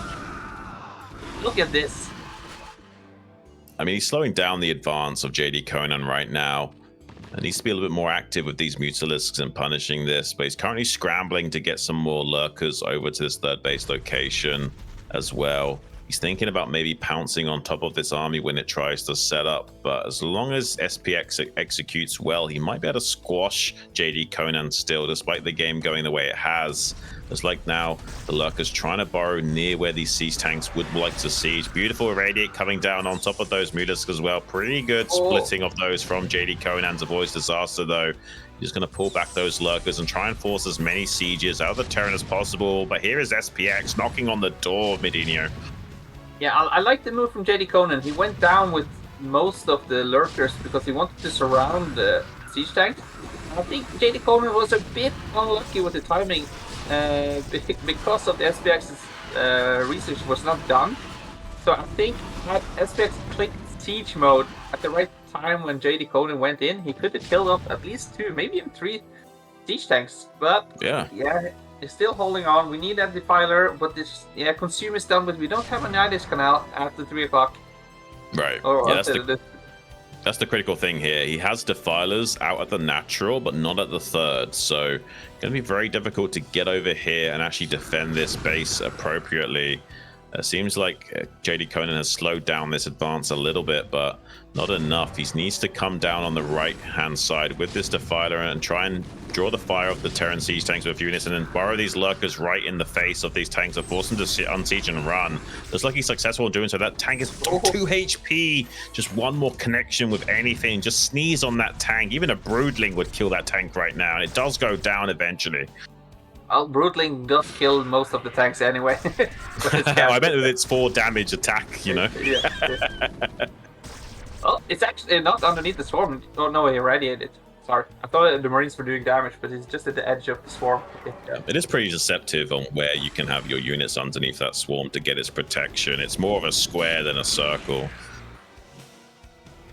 Look how SPX kind of claw his way back into this game. He's setting up to actually take 3 and 4 bases. Right now he's just denying Conan to take even more bases. 3rd command center's on the way.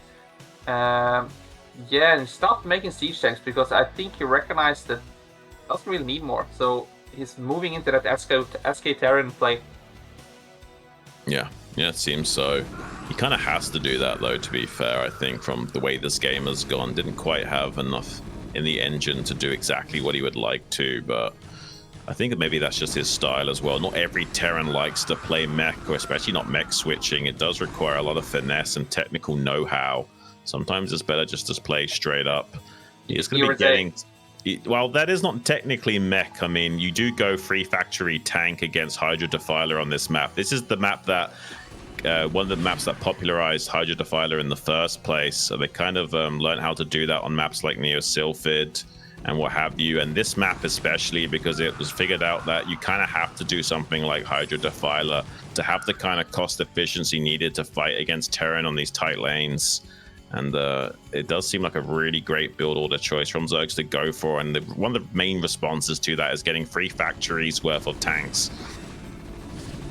Yeah, great hold here from JDConan, and the game is kind of slowly starting to normalize. And you can see JDConan is starting to trade a little bit better against the Marines. It still doesn't have melee attack on those Zerglings, but he's taking a 4th and a 5th base. Usually you do that. You put them to a hatchery and you hope one of them survives. Yeah. Well, I mean, this is kind of an interesting game on our hands. I mean, we have a real game. Like, It's going to be a double expansion attempt here from JDConan. That's another common trope here from Zerg, to double expand in opposite corners of the map and hope that one survives. It's okay if one gets squashed as long as you get another additional gas online, because that 4 gas mark is so critical for Zerg. We do have such a big power spike there. Seems like JDConan trying to force the issue and get all the way over to his 4th base location of SPX. He knows that if he can get 4 gases of himself and also stop the Terran from replacing one of his mined out bases soon, that's going to be problematic. And he might catch this drop ship with some Scourge as well. That's a huge pickup from JDConan. Yeah, that's a great pickup. And I saw that they just spawned from the 3rd base location as well. So it looks like JD is kind of taking a little bit of the map. Oh, no. Yeah, like SPX was showing great pace, but he's slightly losing his advantage with he doesn't have map awareness anymore. He had some small bio balls here and there, but yeah, an Ultras are already out on the map, but not the carapace done quite yet. Yeah. I mean, this is going to be really hard for SPX to win the longer this goes on. He's made a valiant effort of it, but losing those vessels for free and that dropship getting nothing done, eventually the writing on the wall will become more and more bolder and obvious to him, as he's going to really struggle to fight back against this potentially 5 gas Zerg that's going to come online soon. Plague's now done. That's going to start becoming another nightmare for him, because he's got to avoid clumping up his bio units too much. And the irradiated Ultra Defiler making short work of those Plague Marines. If he kills these vessels as well, that's huge. Gets one of them. Oh, the Plague! The Plague! It could be so huge. It's so huge if he goes for it. He doesn't see it. It's on high ground. He finally stims. He's going to kill the Defiler instead. That's definitely going SPX's way. There are now a lot of Ultralisks out, but with enough tank production, he can still potentially overwhelm this Zerg. You kind of need to buy enough time to get a massive control group plus worth of tanks to really get the value out of those, though. So JDConan can still squash this Terran army with a few well-placed Dark Swarms and fighting underneath that. Yeah, SPX is doing a great job picking off some Defilers here and there, and right now JDConan doesn't quite have the numbers to contend with this army from SPX. And I was looking at JDConan, it was only at 31 drones a few moments ago, and I think he felt like he had a breathing room and then added 20 drones. And you can see SPX is screaming with his units right now forward. Like you said, with the 3 factory, this is a massive siege army. Yeah, it's basically what you want to do as Terran and stay pumping bar units while getting as many tanks out as possible. But here comes a big counterplay from JDConan, trying to flank on both sides and get on top of these siege tank lines while he can. The main goal is to keep the game as scrappy as possible and kill as many of these tanks as he's able to muster. Another beautiful blade coming down onto that Bioforce as well. That's going to really make it difficult for SPX to keep trading, but he is somehow targeting down all of these Ultralisks and getting closer and closer to that Nidus Canal. If somehow JDConan isn't on top of his macro cycles, SPX can still go the distance and crush the Zerg player in this situation. It's going to come down to how well JDConan can macro and stay calm under pressure, because SPX has a timing where he can still hit this Zerg. This is a very well-entrenched position. Someone like Light would set up here and make it very difficult to attack into. We'll have to see whether or not JDConan can stay calm underneath the pressure right now, because SPX has a win condition. Yeah, I like the positioning of the siege tank right here. If you can leave them slightly more ahead, and then you will hit the mineral line in the natural as well. You can see JDConan was forced to pull his drones, and SPX is kind of on the clock right here. We are close to the 19-minute mark, and the main is empty, and the natural will soon be dried out, but yeah, it looks doing a great job here.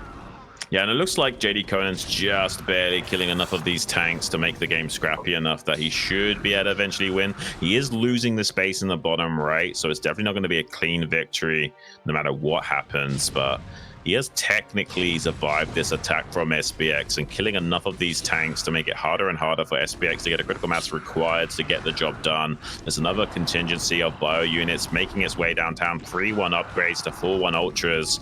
I hope that JDConan's also not slacking on his own upgrade timings. He needs +5 armor on these ultras as soon as possible to keep trading effectively with the Terran. We do have the cRoSs and melee upgrades about to come online. SPX has a small timing window of about 20 seconds where there's not going to be that extra melee and cRoSs though, so we can still trade well. Yeah, JDConan is still on 4 gases despite losing that base, but he doesn't quite have the numbers right now. And like you said, Right. he's soon to have that magic number of +5 carapace, but he was bleeding off Swordlings and Ultras here and there, so he doesn't quite have the numbers right quite yet. Yeah, this is going to be a little bit problematic. I mean, there's now going to be enough tanks where he can start to smash things under Dark Swarm.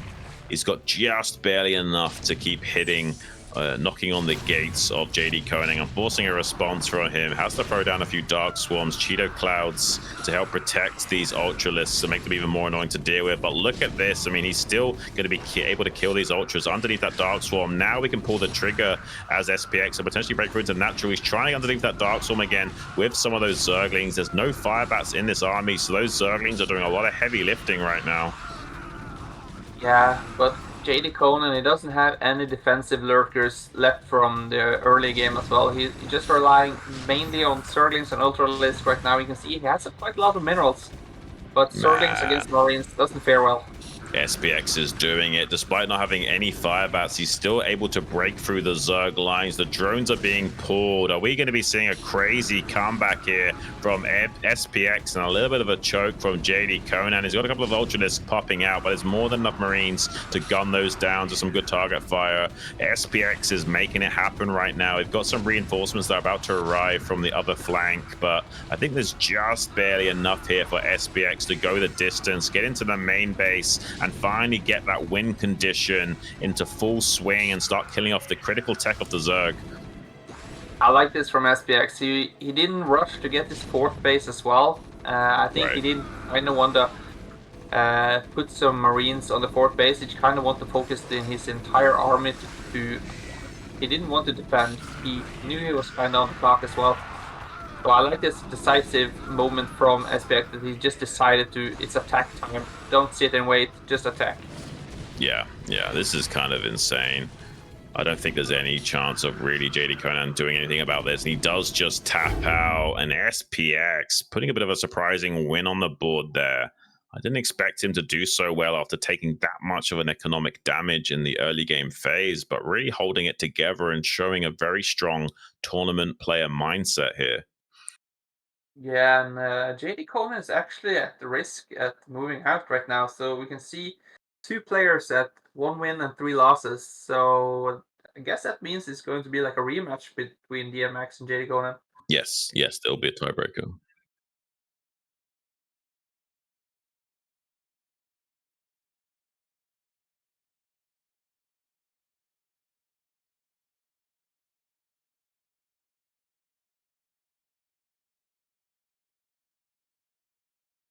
Zero, did you say that on air or did you say that just to us? Oh, okay. Medino, can you repeat that? Because I'm like really sleep deprived. Yeah, I can try my best. So we just got told that initially JDConan won the first game against Dienmax. So that's going to kind of put JDConan on the board when it comes to the tiebreaker. So I feel that put Dienmax at risk, or it means that he's not advancing. Okay. Or something. Is that right, Zero? Okay. Yeah.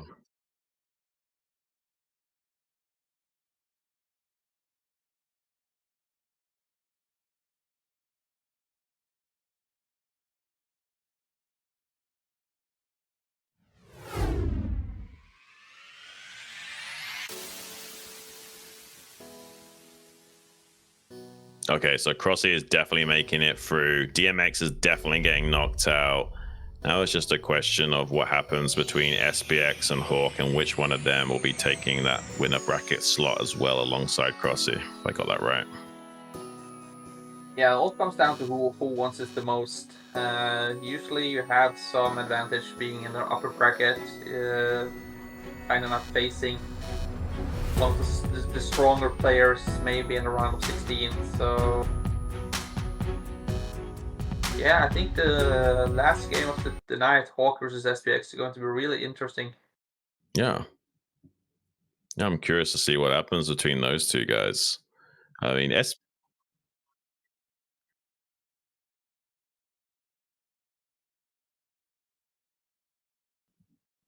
yeah, I think, but yeah, both players just now are ready to jump into it. So I don't need a break. So unless you do, Medina, I think we're going to be jumping right into this in a few seconds here. We're taking a quick look at both of these guys' player sheets here yet again. You can see Hawk, pretty good win rate versus Terran. SBX, not too bad of a win rate. And after that last game performance, probably feeling pretty confident in his own ability to make it work regardless of what transpires in the early game. See, me and Hawk has been playing Broodwar actually for almost the same amount. He was starting when he was 8 years old. I started when I was 9, which means Hawk has been playing for 37 years, and I have been playing for 32. Nice. Yeah. Can someone actually explain to me the BSL total records? Because I can see SPX has a lot of games in BSL. Is this that accurate? Yeah, so it's total games, then wins, then losses, if that makes sense. Yeah, I was thinking he had a lot of disconnects. Yeah, I thought the same when I was like trying to wrap my head around that record sheet before in the past. And yeah, it's total games on the left, wins in the middle, losses on the right. Can be a little bit confusing. Unless you're really good at mathematics and you can quickly identify that like 29 plus 27 equals 56 and what have you, then it's not so obvious. Yeah. Okay, both players are ready, so let's just dig into it and see who advance to the upper bracket and who goes Let's down get it to the lower on. bracket.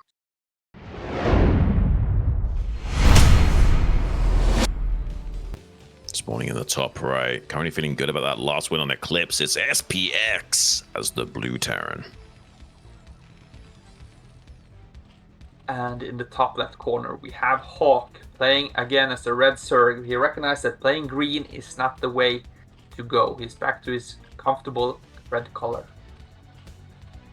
Is he in the red color, or did we just switch over to top versus bottom colors? Okay, so he is actually red, but we changed SPX to blue for contrast purposes. Okay, I had a feeling this was top versus bottom colors, but he is still red. I hope we get a little bit more variance in the maps, because in the round of 20 we have the top ladder player banned first, so every player bans down to one map. I think we'll be seeing a lot of the same maps go through, so you don't kind of want to see a lot of games on Death Valley, for instance. So you will see a lot of games on Radion, Metropolis, and Eclipse, I feel. So yeah. I would take it upon me to ban the normal maps and hope I get stuck with Death Valley for my group next weekend. That sounds good. I hope you do well. I hope you don't get too disheartened by your age and that's those other factors, and instead keep playing, at least casting in the scene for a long time to come, Medina. I'm sure a lot of people watching today are more than happy with your performance and like your casting style as well. So hope you do stick around in the scene for some years to come. I am at that age that I have to get up 2 times at night to pee, but when I do casting, you can sit for 5 and 6 hours. You don't have to take a break. Just keep on grinding. I'm kind of lucky. I've never had to deal with that, like waking up in the middle of the night. I sometimes wake up early in the mornings, like by an extra hour or so to pee, but never yet in the middle of the night. I must be lucky. It will come. It will come. It will come. I just need to have as many sexy dreams as possible, so I've got that like morning glory to like help prevent needing to pee as much, right? Like that's the trick, right? If you can still maintain, the morning glory is the key. Yeah, don't spoil our secrets. There's a lot of young viewers still. That's just for the elderly men to get that reference. All right, so it looks like nothing crazy here from SPX, just a 1 Rex FE. And inversely, Hawk going for a very standard, hatchery into 2 hatch layer timing. So we'll have to see what will be the follow-up from that. It was a very crisp lair at 251, so definitely not caring so much about his lava count and more his tech timings. Not going to be a 2.5 hatchery or anything like that. Wants to put on a lot of pressure as early as possible to SPX.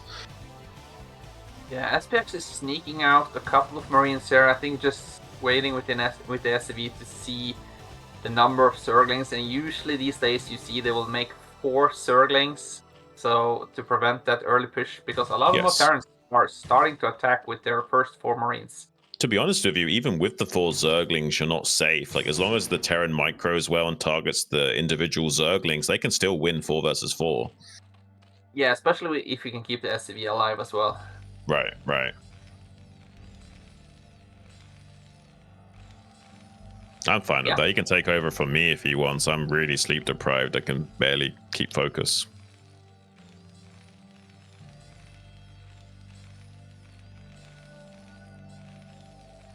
Yeah, just tag him in. We will have a guest caster, guys.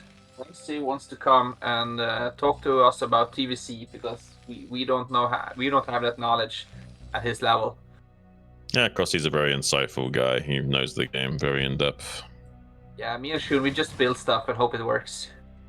Yeah, just throw stuff at the wall and see what sticks, man.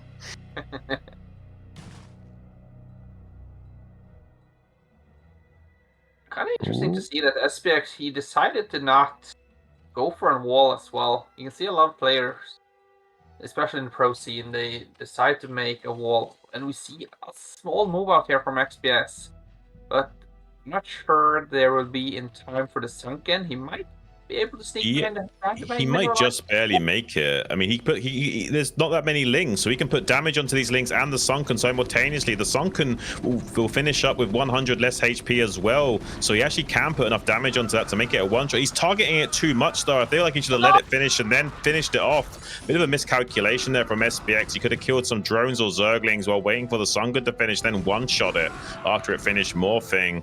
So instead kind of paid the price there. He did like 80 damage unnecessary to that sunken. Yeah, and just look and see that sunken is going to survive the entire game.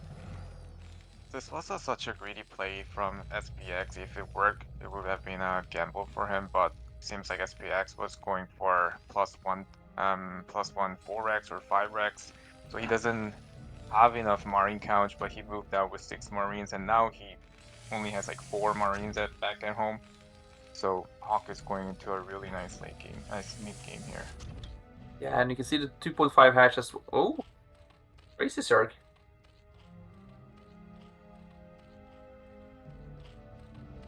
What do you think you're going to do behind this Crossy? Is it just going to be like 7 mutants to put harass to the mineral line and then just go bananas behind this? Normally 3 hatch crazy Zerg goes for 11 mutas still, but Zerg is delaying the 3rd base, but they're just teching up quite quick. Only thing here is SPX went for +1 eBay, so he's upgraded faster. The only way and the best way to deal with this crazy Zerg is the Terran's upgrade, but SPX will have it as long as he doesn't stop upgrading his units. So it's all about how many Rex SPX can make as early as possible, and how efficiently SPX fights from here. I feel like Hawk started the game really in his favor, but the build order wise, Hawk is giving SPX a chance here. I wonder if any Terran is going to bring back the terror build. I saw him doing quite often against Zergs. He did 7 or 8 ranks on 2 bases, no tech. He just pumped up a lot of Marines, where the Zergs were kind of overwhelmed by the amount of Marines coming out, because they anticipated being like just a 5-fact, but it was actually 7 or 8, and it just produced so many Marines. Yeah, really, that should be the way. SPX shouldn't try to do anything. He just has to sit back home, wait until he gets +2. He moves out with a lot of Marine medic balls. But here it seems like SPX didn't make enough turrets in natural, getting harassed by 7 mutas. Fortunately, Hawk seems like he didn't make enough mutas there. seems like there's never a correct way how to defend the mineral line. I see Artosis often complain about maps being so hard to defend against the mutas. Yeah. And you kind of don't want to spend too much money on the turrets as well, because the more turrets you make, it's just going to slow down your mechanics and your tech. You know, it's about timing. Like in this round, in natural, when Zerg's mutas pop out, it's normally 5 or 6 mutas. You only need 2 turrets in natural, and then when Zerg makes more mutas, and when he gets 8 mutas, that's when Zerg can really start taking down the turrets. So the Terran is 3 turrets, and after that you check the Terran, the Zerg build, and then see if you want to add more turrets or not. I think Hawk can just jump on this. He has +1 now on his mutas, so with this Zerglings, that's going to cause a lot of damage. It's just making... You just have to have enough Sunkers back home, because it's a big fireball here from SPX. Yep, great So- play. As long as Zerg doesn't die here. Yeah, the Marines are not attacking at the turret. best angle. Ooh. Well, Yeah, I mean, SPX shouldn't have moved out. Normally for 3 had Zerg, the crazy Zerg. Zerg tries to counter with Lings and Mutas, because Lings also has +1 carapace. They're very strong, so they always try to counter. So Terran has to just sit back home, just build units, and then just move out. But SPX moved out and Hawk countered right away. So it looks like very, very good for Hawk. yeah, still no third base from Hawk here. Just trying to keep harassing as much as he can, forcing SPX to stay back home in his base. And you can see he's having such a hard time dealing with his mutas. And we did see double starport as well behind this, but I think that's going to be for vessels. I think maybe he should go for Valkyrie, but I think his timing is a little bit off right now. I don't know if SPX scanned it, but really what SPX needs right now is not the vessels, but he needs more Rex count. But unfortunately, he's going for Valkyries, and he doesn't have SCVs in natural, so at this point it seems like very difficult situation for SPX. Yeah, right now he doesn't have the minerals to make anything really, and Hawk is just doing massive damages. His mutas. Yeah, if And Zerg not- goes Yeah, go ahead. If Zerg goes crazy, Mutas can't harass like that, because Zerg cannot afford more than 11 Mutas, but apparently Hawk's Mutas are flying everywhere, really harassing SPX here.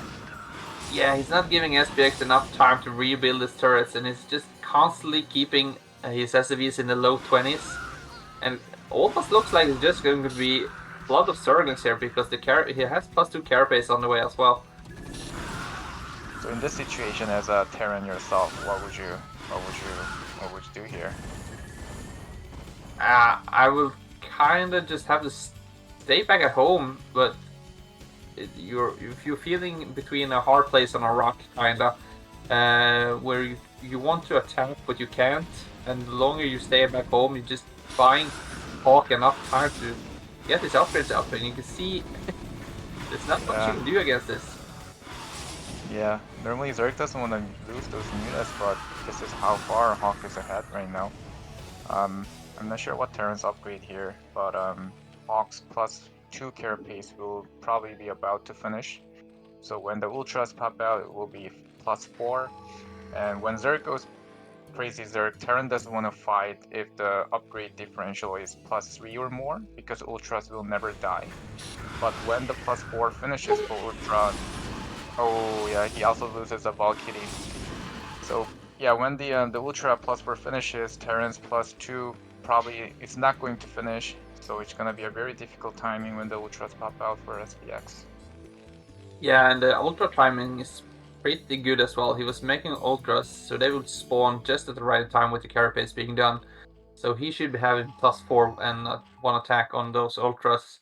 So I think you just need to wait for SPX to move out and then surround him with the Zerglings and the Ultras. Yeah, you'll see soon. Ultra is literally Sagi when the upgrade differential is 3 or more. They never ever die to Marines. But Yeah, you can now come to the Marines plus attack. Yeah, now you can see why the Zerg is 4-time ASL winner in a row, because Terran and Protoss is such weak races. So this is truly That's very, Sasagi. that's very controversial. Yeah, so Hawk's the Ultra, the speed is not finished yet, but he knows, he understands the upgrade differential is huge, so he's just going for it before Terran's +2 finishes. His Ultra will never ever die to Ghost Marks. Yeah, this is a desperate attempt here from SPX trying to make a slight wall in. Those fire bats is going to do a massive damage to the Zerglings, but like you said, these 4 mammoths running towards this Terran army they are never going to die. Their armor is so heavily panzered. So yeah, it's just a matter of minutes or even seconds here before we see SPX tapping out. Yeah, look at those cows. None of them died. Yeah, the key for this 3-hatch Crazy Zerg style doesn't need more gas, no need for 3 bases. Just banking gas set for 2 bases, and Hawk played out so well, countered SPX really well, so GG. Yeah, GG, great player from Hawk. This would be one of those games where I will look at the replay and I don't see a third base, and I will ask the questions. How can Hawk afford all these things? I've been harassed by Mutas the entire game, and now he has 4 ultras with top upgrades running towards me on 2 bases. The numbers are not adding up. Yeah. So yeah, that puts Hawk in the winner brackets, and SPX and JDConan advancing to the lower brackets for the round of 16. And unfortunately, that means that Dienmax is out of the tournament for this season, as well as we lost Wolfix earlier in Group C.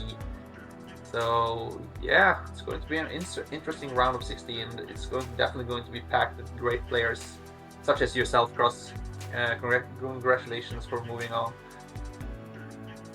Yeah, thank you. According to what Zero said before, I think it's a head-to-head rule, so I beat Hawk in the group, even though we're 3 wins, 1 loss, the same standing. I probably will be the first place. The same thing for JDConan and SPX as well. Likely SPX will advance as a 3rd place.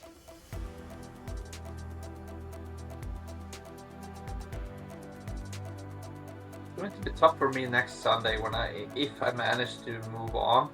Probably gonna face up with the strong player in the round of 16. Probably end up in a group of Terrans or something. And there's so few left of us in BSL, so I think I need to donate some money to Zero to rig the draws.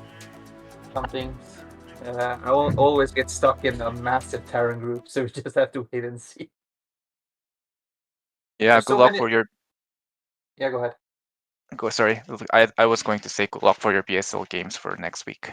Yeah, thank you. I was going to say there are so many Zergs playing this season, so hopefully I can get a Zerg group.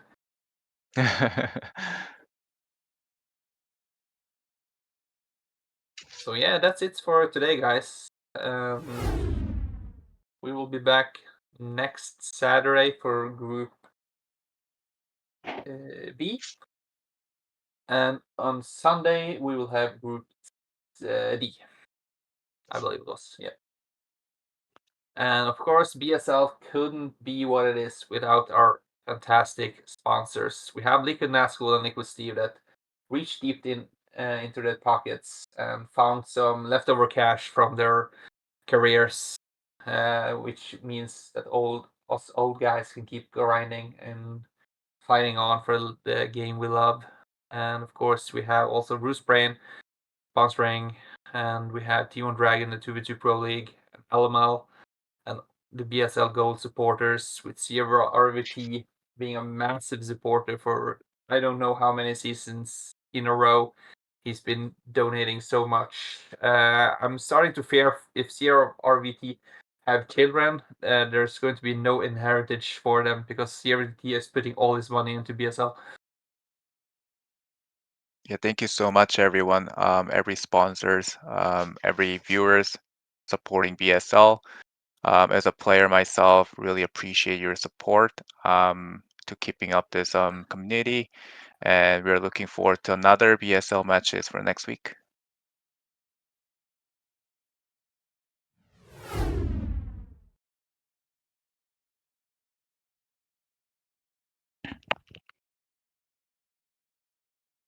we see Group B 2 times. Well, Group B seems like very strong. 2 Zergs, Leaky and Striker, probably 2 of the best Zergs currently in the 4 scene.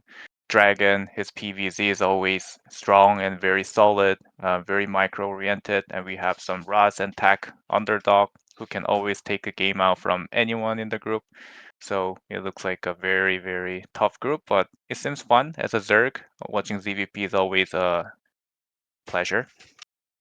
Yeah, and it's best of one as well, so everything can happen. It's not like it's kind of like a ladder game. You have to kind of prepare for everything. To some cheese plays, some normal plays. You don't feel that comfortable. Even if you lose the first game, you have 2 more games to fight back. It's best of one. Everything is on the line. It's for a spot in a round of 16. There's a big chance for 2 move on, but everything can happen. You need to at least win 1 game to have the chance to win. But we can see for Dienmax, it did not hold with that 1 win. So if you can get 2 wins, at least you should move on. Yeah, the very interesting about Backstop 1 is the stronger players, they always want to play safe and they don't want to gamble. It kind of puts them starting the game behind. So it gives a lot of opportunity for the weaker players. So really, we know who could be the favorite for the groups, but never really know in best of 1 who will really advance. Yeah, I hope we can get to see some upsets for next weekend as well. Some interesting games, some interesting maps. So yeah, the door is open and everything can happen.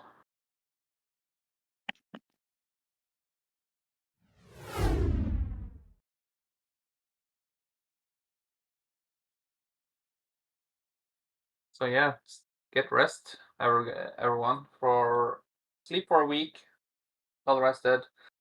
Come back next week. And I also think it's going to be a 2 vs 2 cast on Friday. So the entire weekend is going to be packed with BSL. So don't go anywhere. Just don't go away. Just stay at home. Buy flowers and chocolate to your girlfriends. So you are allowed to sit in your man cave. And Are you do married, you? Madinho? No, she's not that fortunate yet. I just keep saying that I'm too young to get married. Even though we have 2 children, I constantly joke about saying I'm not sure if she's the right one yet. Just keep her on her toes. Mhm. Well, I'll take your advice. I'll buy some flowers, chocolate to make sure I can come back next week for other BSL matches. Yeah, you can come a long way with chocolate and flowers.